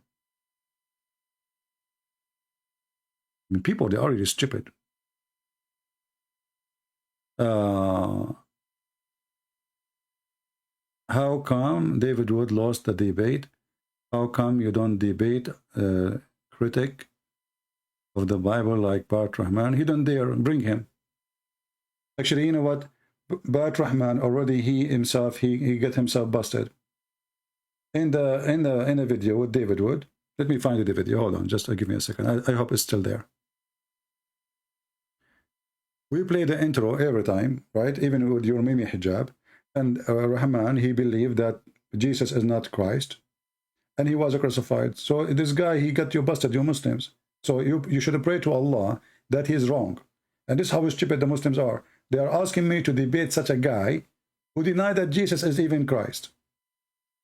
So if he won, you said he won, right? That means Muhammad lost. Muslims are really stupid. Their hatred made them lose their mind. This is let us, if we go to David Wood, let us see where he spoke with this Borat. I'm trying just to find the video. And you will see that Borat, he admit that must be Jesus is God.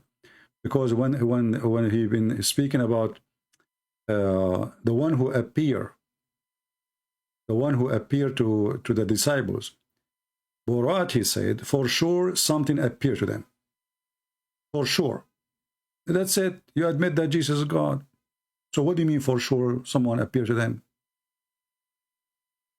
Appear, not a normal person, like appear like a miracle appearance. I don't know where to find his video. I think he have 3 videos with David Wood. Yeah, but you can find it and you can watch it. We agree that someone appeared to the disciples, and that is supposedly Jesus. So by saying that means Jesus is resurrected and Jesus is, the true God.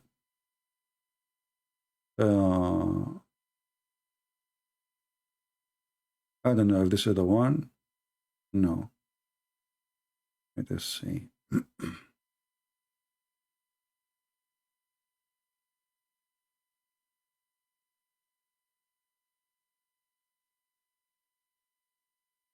Anyway, you have too many videos there. It's hard to find it. Here, maybe this one here. I don't know if this is the original one. I think this is a different one. Or maybe this is the same, but David Wood, he copied a part of it.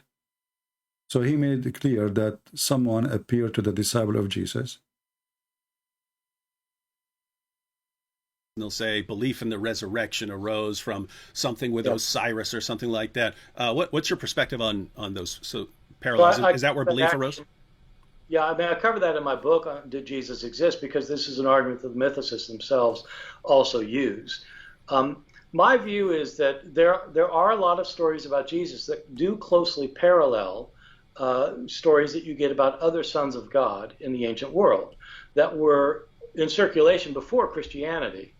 And so you have people who are born miraculously when a divine being makes a woman. See, Abdur? So if you believe what he is saying, that means your prophet is copying a story from previous religious group. This is what his idea.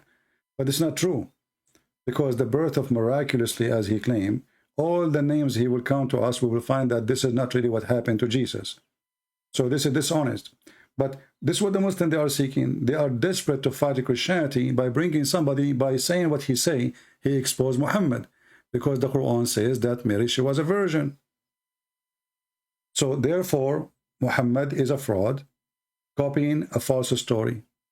See what the Muslims they do to themselves? And who said I don't debate such a guy? Bring him, we will laugh. I never say to anyone can call me. Anyone. When I open my Skype, I say, who wanna call? I never said no to anyone. The only one I don't allow to call me is the Christians. Everybody know that.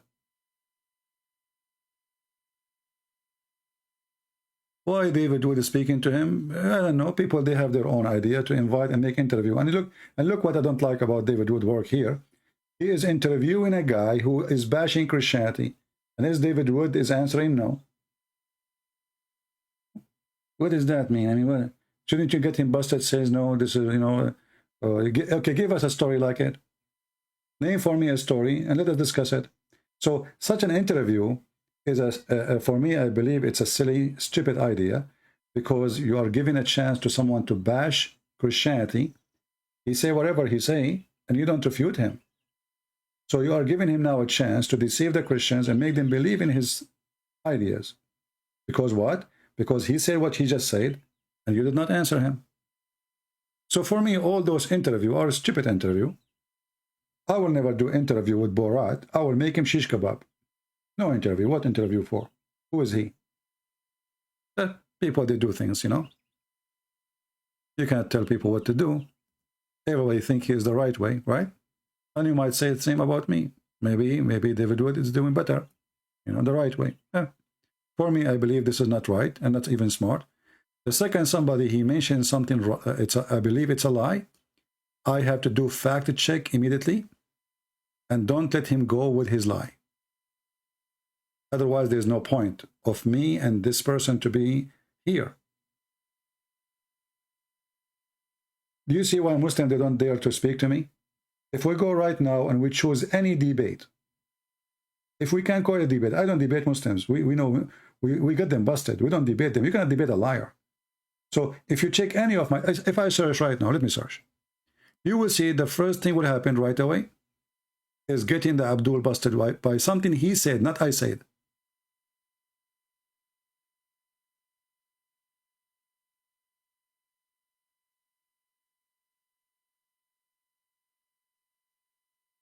Something they said, not me. Let me try to find a short one of those debates.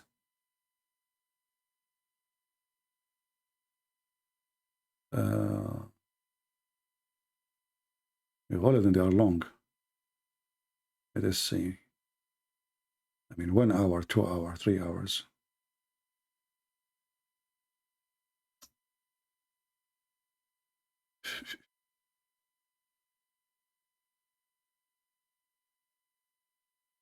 Okay.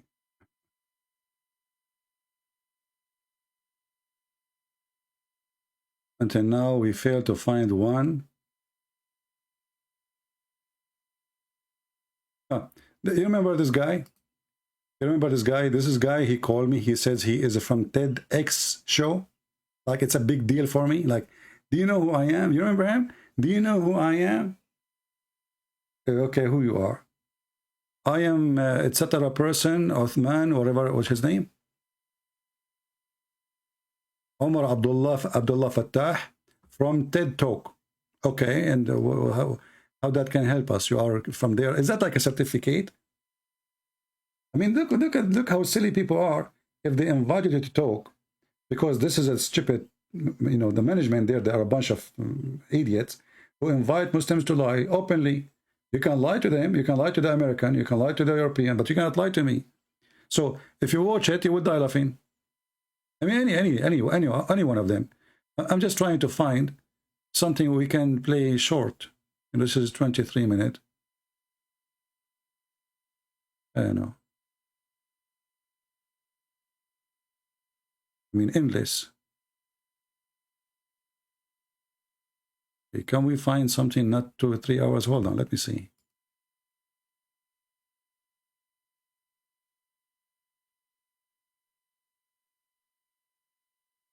Mission Impossible, man.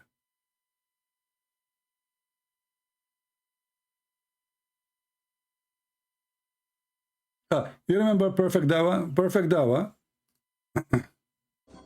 Perfect Dawa. He came to a debate with David Wood. You remember this guy as an example? Perfect Dawa. In front of David Wood, he is a scholar. He is knowledgeable. He knew Arabic. He can explain the Quran. He can, etc. Perfect Dawa. And in front of me is a potato.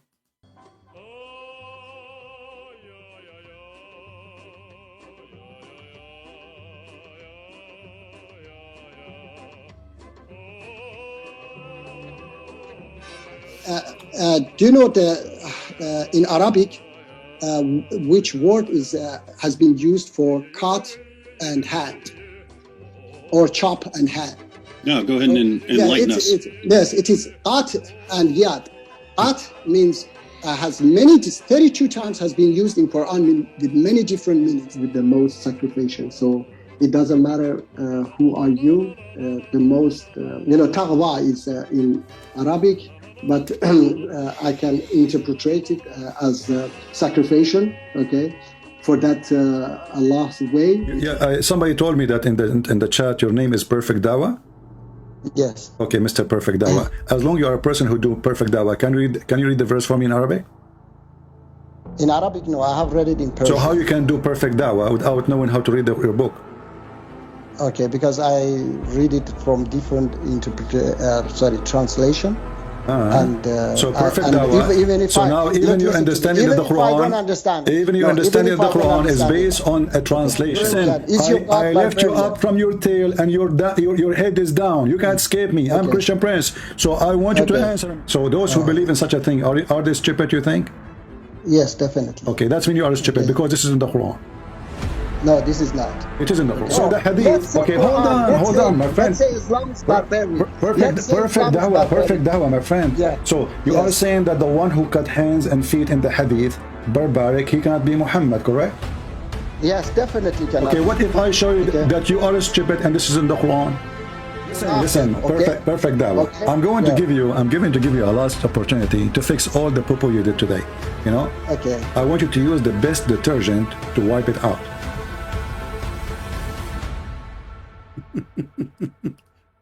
So this guy, he is a scholar in Arabic with David Wood. He is teaching how to know the meaning with the apostate prophet.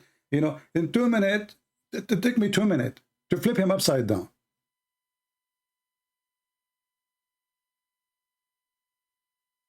Do you see the difference? Go watch his debate with David Wood and his debate with the apostate prophet.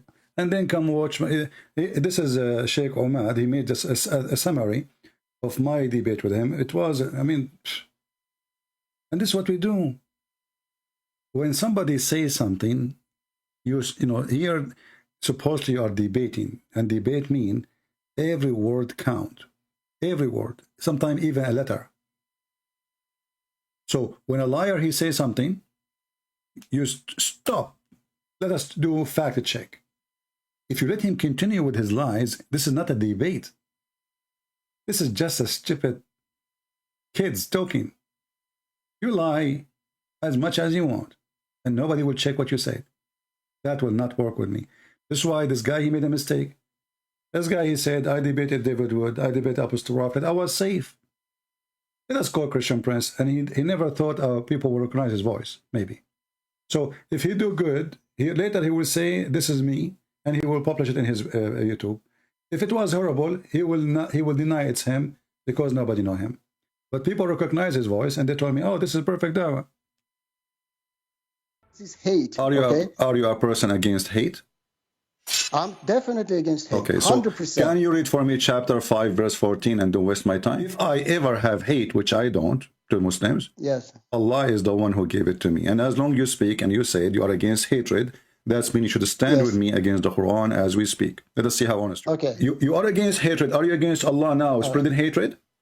No, I'm not against Allah. You have to understand. So now we have to understand that this is good thing. Spreading hate is good thing now, because Allah is the one who did that. Okay, look at your hypocrisy. Look at a second ago you are against hatred.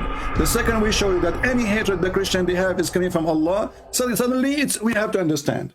Okay, let us make it simple. If I call you a donkey, is that love or hatred?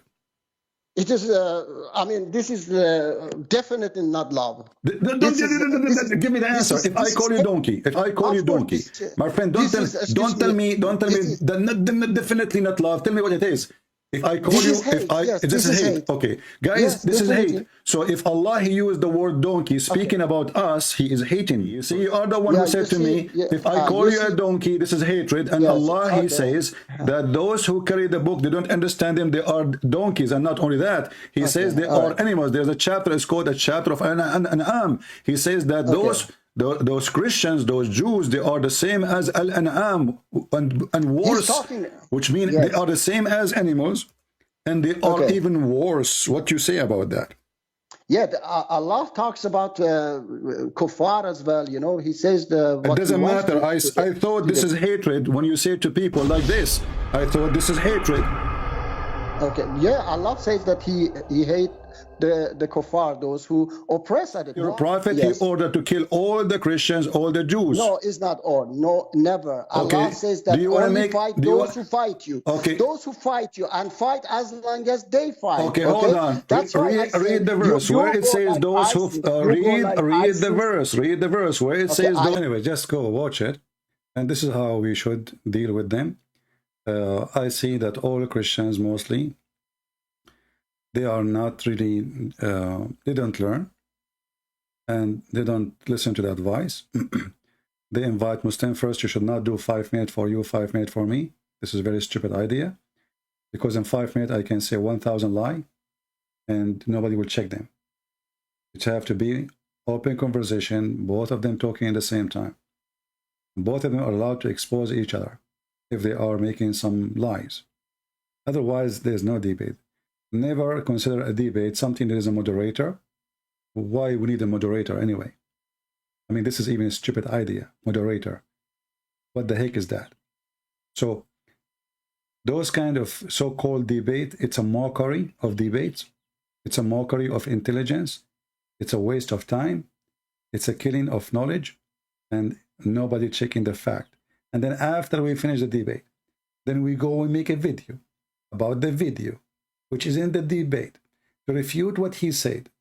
Why you don't say to him what he said when he was in the debate? You know what I mean? I mean, you were, sometimes even they are both in the stage, in the same stage. So why you don't say to him the answer when you were there? Oh, because there's 5 minutes for him, 5 minutes for me, and there's no enough time. What the heck? So don't accept 5 minutes for you, 5 minutes. Who is forcing you? Who is forcing you? You don't make 10 videos to explain what happened in the debate when it's you who was in the debate. You were there. And now you go to Perfect Dawah, he will see, he explained what happened with the Christian prince. What happened with the Christian prince? I made you shish kebab. Everybody noticed that you have no idea what I'm talking about. The video you are watching here, this is in the channel of Shaykh Ahmad. Shaykh Ahmad, by the way, is a Muslim, ex-Muslim, sorry. As he told me, I don't know what he witnessed, that he left Islam because of me, him, and his family. And he have tons of videos. Go watch it. I don't know if he's here now, or I'm not sure. Yeah. Actually, his videos are very good because he's very. I can tell he have a talent for videos. You know, he have a lot of skills making videos.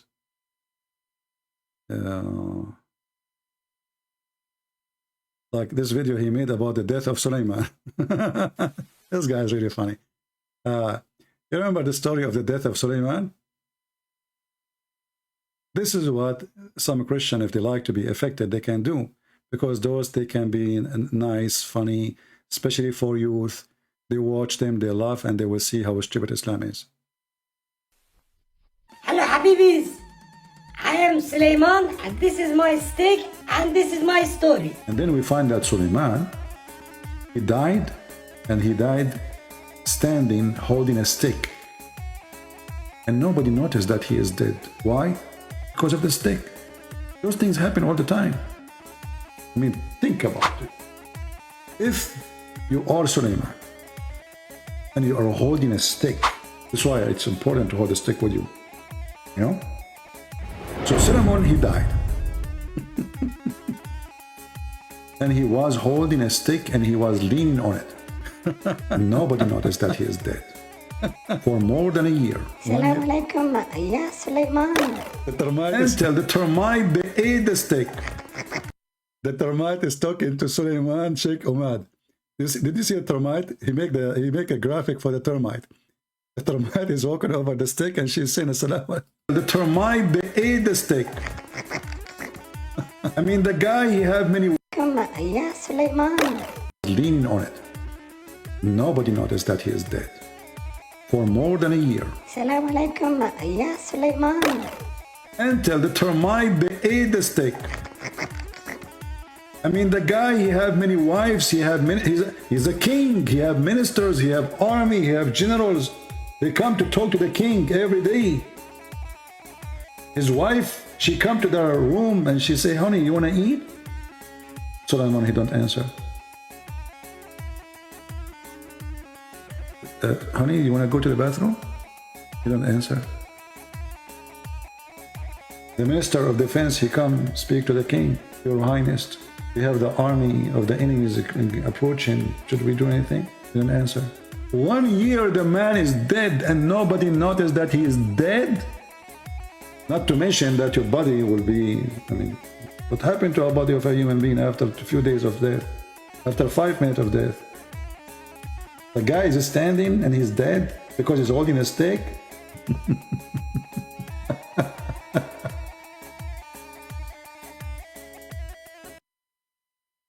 Yeah, anyway, so this is why, you know, we need to change the way we debate with the Muhammadan, because simply we don't debate with them. Rarely you will find a decent one who is giving answers, and those answers are according to his belief. They lie, my friend. They lie. The same Muslim who give you an answer today about a question he gave him today, he will give different answer for the same question tomorrow with different person. They lie. And this is lawful in Islam. In Islam, there's something is called taqiyya. And many people do not understand that it's very, very approved, encouraged to lie in Islam, especially if you are talking to non-Muslims. This is called faith defending. Remember when this Patterson, he made an interview with Sheikh Hamza? Sheikh Hamza, he said there are 6 things are important in Islam. Number 1, to protect the religion. To protect the religion. Have you ever heard of somebody, he believe in God, and this God is true God. He need to protect the religion of the true God. Well, cannot the true God defend his religion? How they defend it? By lying to you. And you will see here, it says it clearly, that a Muslim, he can speak to you in a friendly way, as long he don't mean it. He cannot take you as a friend. He cannot honor you. He cannot be a friend to you. He cannot be sincere. The one who is sincere, who take non-Muslim as a friend, he is a hypocrite. Disbelievers are the friend. Seeking might and honor by taking the hypocrite and disbelievers as a friend. He has no connection with Allah. He has no honor, mercy or protection, which means he is not a Muslim no more. He can be killed, and his wife, she can be raped. All of this just because he took a Christian as a friend, and he mean it. So what the Muslims do? Many of you, they keep saying to me, I have a Muslim friend, I have a Muslim friend, I have a Muslim friend. And then I say, well, no, you don't have. And then they say, oh, you are teaching division now. I said, my friend, you are stupid. Muslims do not accept non-Muslims as a friend. I'm not saying to you, you cannot have him as a friend. I'm saying to you, he's lying to you. He is not your friend. This is his religion. Chapter 5, verse 51.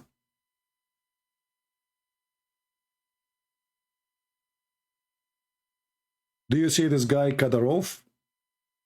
Kadarov, who make videos in TikTok? According to Islam, he is not a Muslim.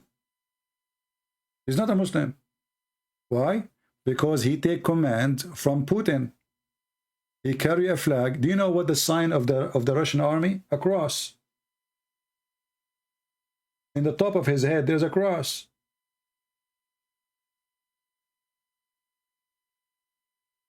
And the Quran make it clear that the one who take non-Muslim as leaders or even as a friends, he is not a Muslim, he is one of them. So this guy, he go, mashallah, smash Allah, alhamdulillah, bismillah, etc. And he make videos on TikTok and he sleep in his back like Mimi hijab. And he's speaking about himself as he is like, you know, that's it, he is the top Muslim. But the Quran gave us a clear answer. What kind of a Muslim he is? He is not a Muslim. You do not even need interpretation for this verse. It's so clear. However, you can go and read any interpretation. A true Muslim, he don't pay tax to non-Muslims. A true Muslim, he do not accept non-Muslim as leaders, president, king. A true Muslim, he will not even live between them. A true Muslim, he will not even take them as a friend. A true Muslim, he cannot be a helper. So when this guy, he fight under the command of Putin, and then he claimed he go to Hajj and he claimed that he is a Muslim, but the Quran is so clear. Do you see it? All of them, they are just liars, hypocrite. One day, they decide to fight Russia. The Russian, they smashed them. They made them shish kebab. And now they made a puppy to be their president. A puppy. And this puppy, any Muslim in Chechnya, he tried to open his mouth, he kill him. A criminal. He have no religion, he have no God. But he is practicing Islam perfectly. Why? Because hypocrisy is Islam and Islam is hypocrisy. And now he called Putin my commander. Imagine, you claim to be a president of a country, and then you call Putin your commander, you coward. What kind of a president you are?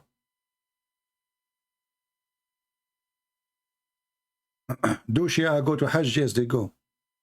But they go to Hajj not because they want to do Hajj. Mostly they go to Hajj so they can promote Shiaism. They take it as an advantage to do da'wah to Muslim Sunni, so they will leave the Sunni cult. They will leave the Bakri cult. You know?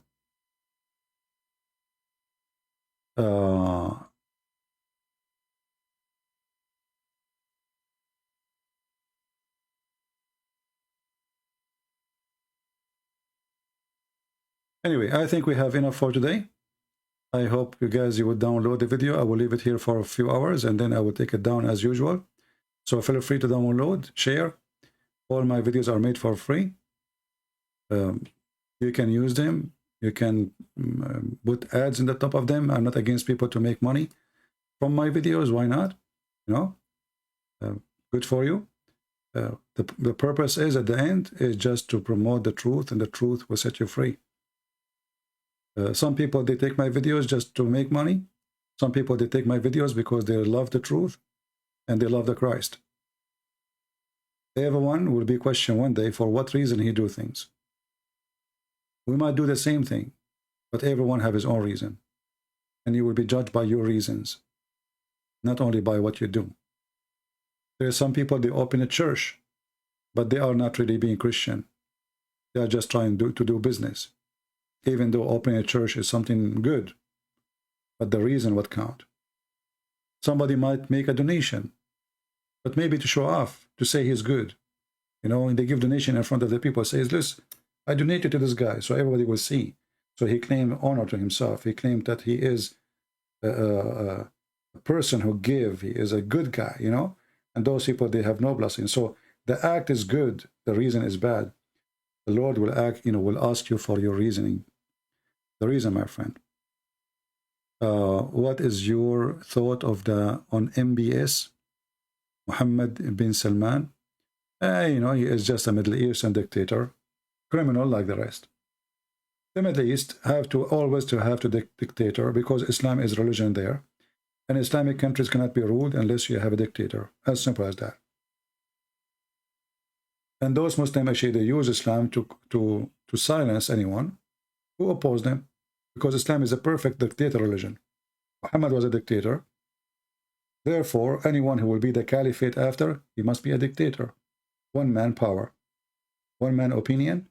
Anyone disagree, either they call him infidel, kafir, kill him, or put him in jail forever. So he is just another criminal. And I believe he is needed, because if the stupid American, they try to have democracy in Saudi Arabia, this country will be burning like Iraq now. Look what they did in Iraq. They went to Iraq, they took Saddam Hussein, and they want to have democracy. They thought they are going to Germany. This American, they thought this is Germany. In this country, democracy doesn't work, because the one who controls the ground is the sheikhs. Muslim, Shia, or Sunni doesn't matter. And democracy for them is just a game now. And killing will never stop, not even for 1,000 years from now. They have a lot of gas, a lot of oil, and they are one of the poorest countries in the world. Why? Islam is the reason. And why? Because now there's too many in control. Too many, not only one. In Saudi Arabia, things are still stable because there's only one dictator.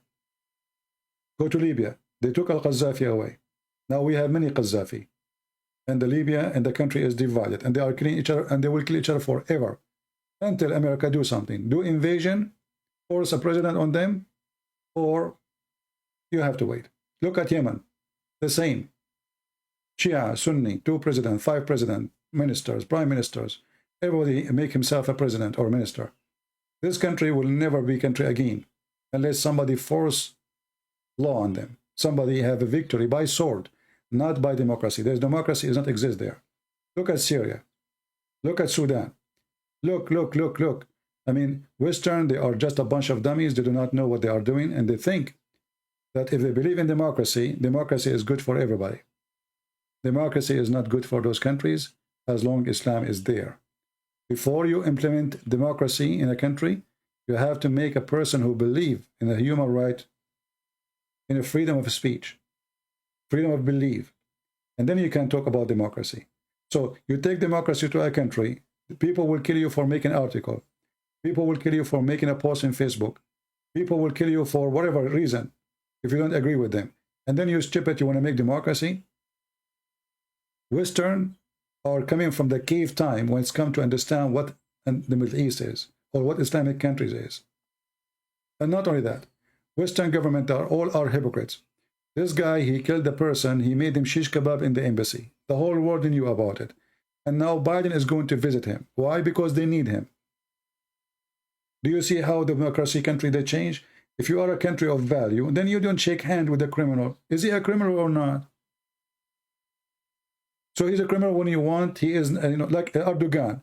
Erdogan, he is against Saudi Arabia. This Salman is a criminal. He should be taken to international court. Blah blah blah. Then Saudi Arabia is rich, and Turkey is bankrupt. The country is collapsing.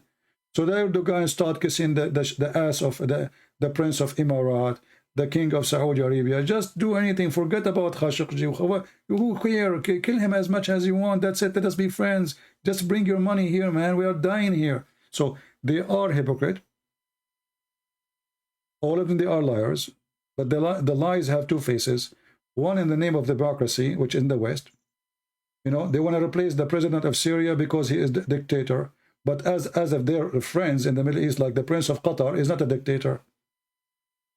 The Prince of Qatar is the biggest supporters of terrorism. And Biden, he brought him to the White House just a few months ago and named Qatar as #1 friend out of the NATO. But this is #1 country who support terrorism. 2 years ago, Trump, he went in the White House and he said, Qatar have to stop supporting terrorism or else. 2 weeks after, the Qatar, they rented from his brother-in-law a building, $1 billion deal to rent a building for 99 years. Since then, Trump, he never speak against Qatar. And now, actually, they found that the Saudi prince of Saudi Arabia, he invested $2 billion with the son-in-law of Trump. $2 billion.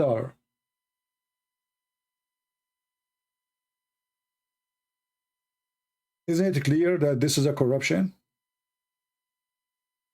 And then we find Joe Biden, his son is doing the same business.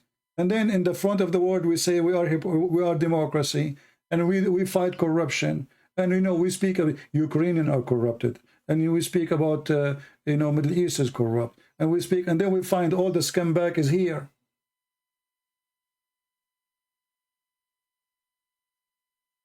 Joe Biden, Trump is just two coins, one coin actually, two faces.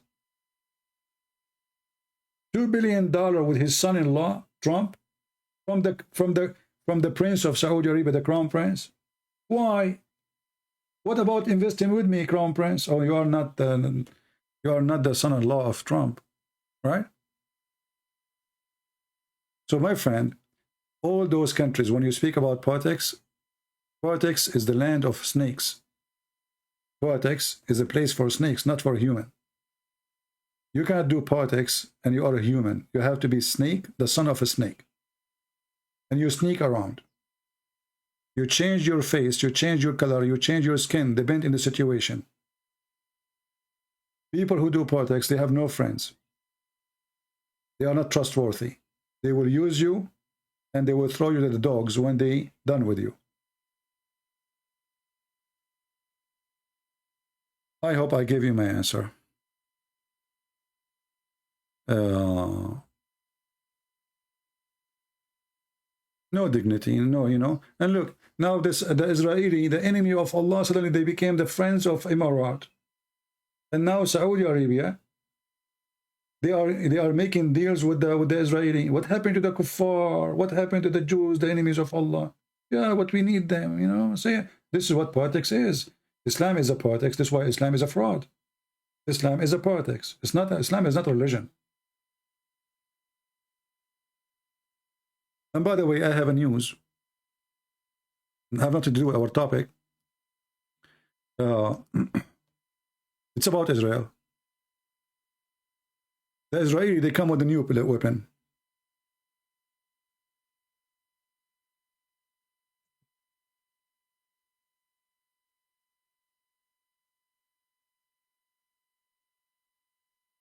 And this weapon will destroy many armies.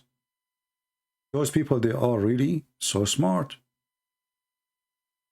Before, when somebody throw a rocket at Israel, the Israeli army, they have a defense system. It's called the Doom. It's very costly to take missiles down. Guess what? Every missile now, they can take it down by the cost of $2. Will come to Israel. And if this army can destroy a missile flying in so fast a speed, and it's from short distance, they are not even a missile. They are like a trashy one, which is very hard to track. How easy for them then is going to take down a drone. So this army become the most powerful army in the world.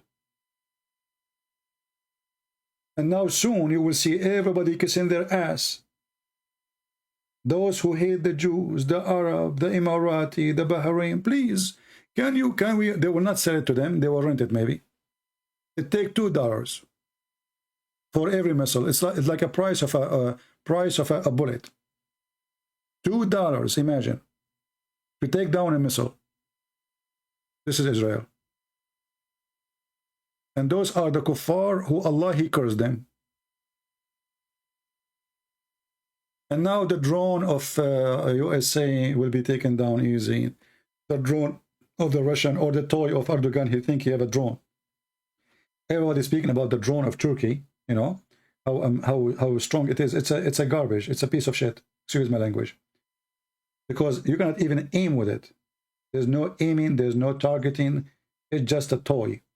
And the Russian, actually, they can take it down, but because Ukraine is so big, they cannot implement their system everywhere, because they don't control everywhere.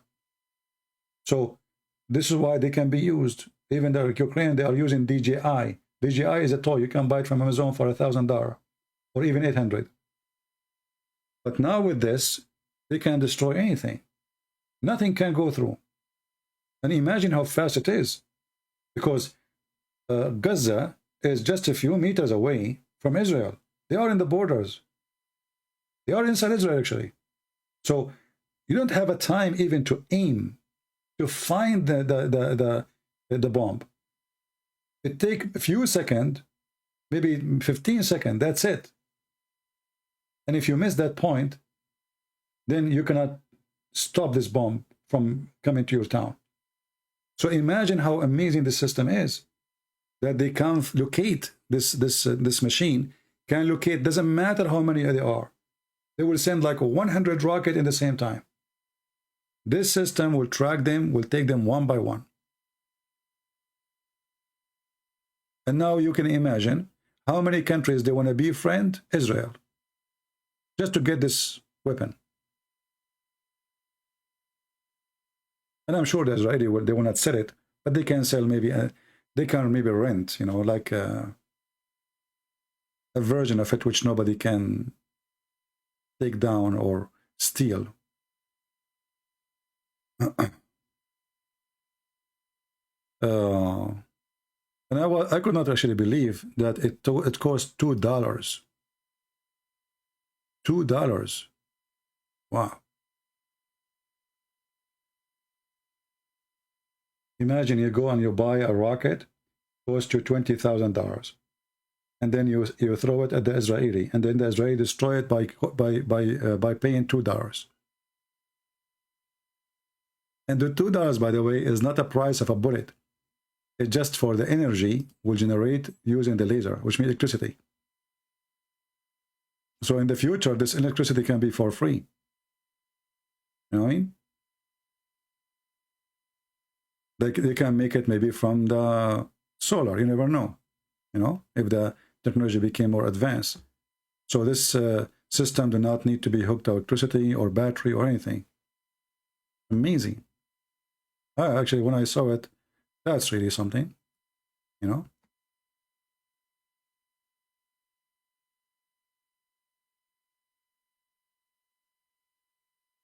And actually, I'm happy for the Israeli to have such a weapon.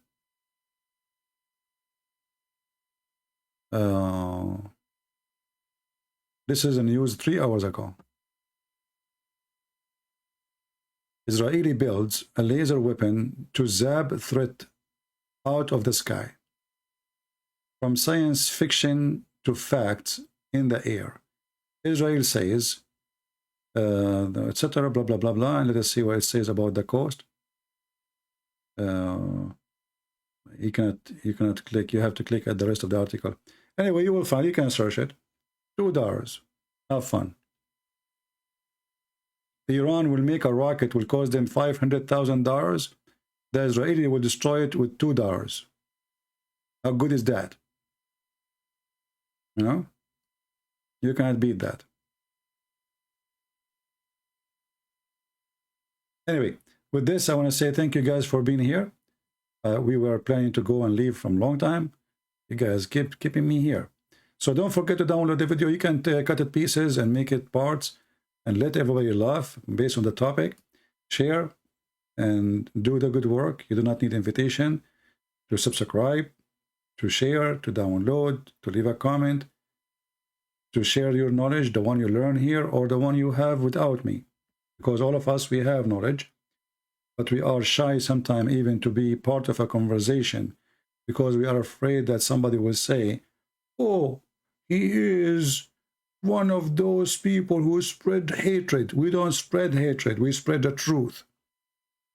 And if we are in a time where the truth is called hatred, that is a blessing for us.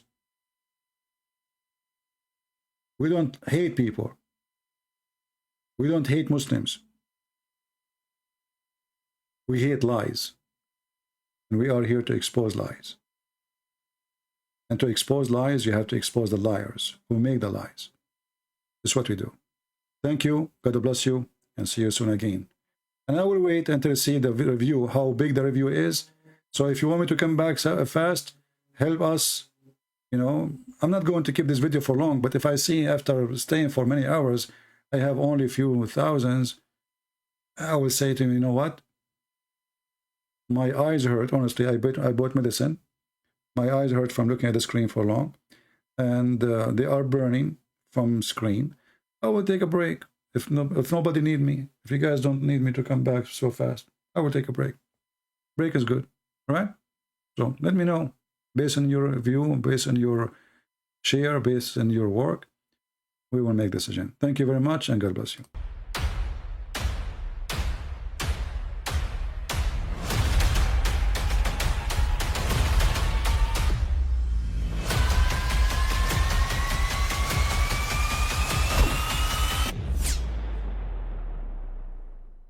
But I mean, again, he doesn't know who Gabriel is, right? Because he didn't come from an Abrahamic faith. The people of Mecca were pagan. The Quran is mentioned, if this book was from other than God, they would have found in it many contradictions. If a book is without contradictions, that has no bearing on whether it comes from God or not. I've had phone books that are inerrant, but I certainly don't think God gave them. That we believe without understanding.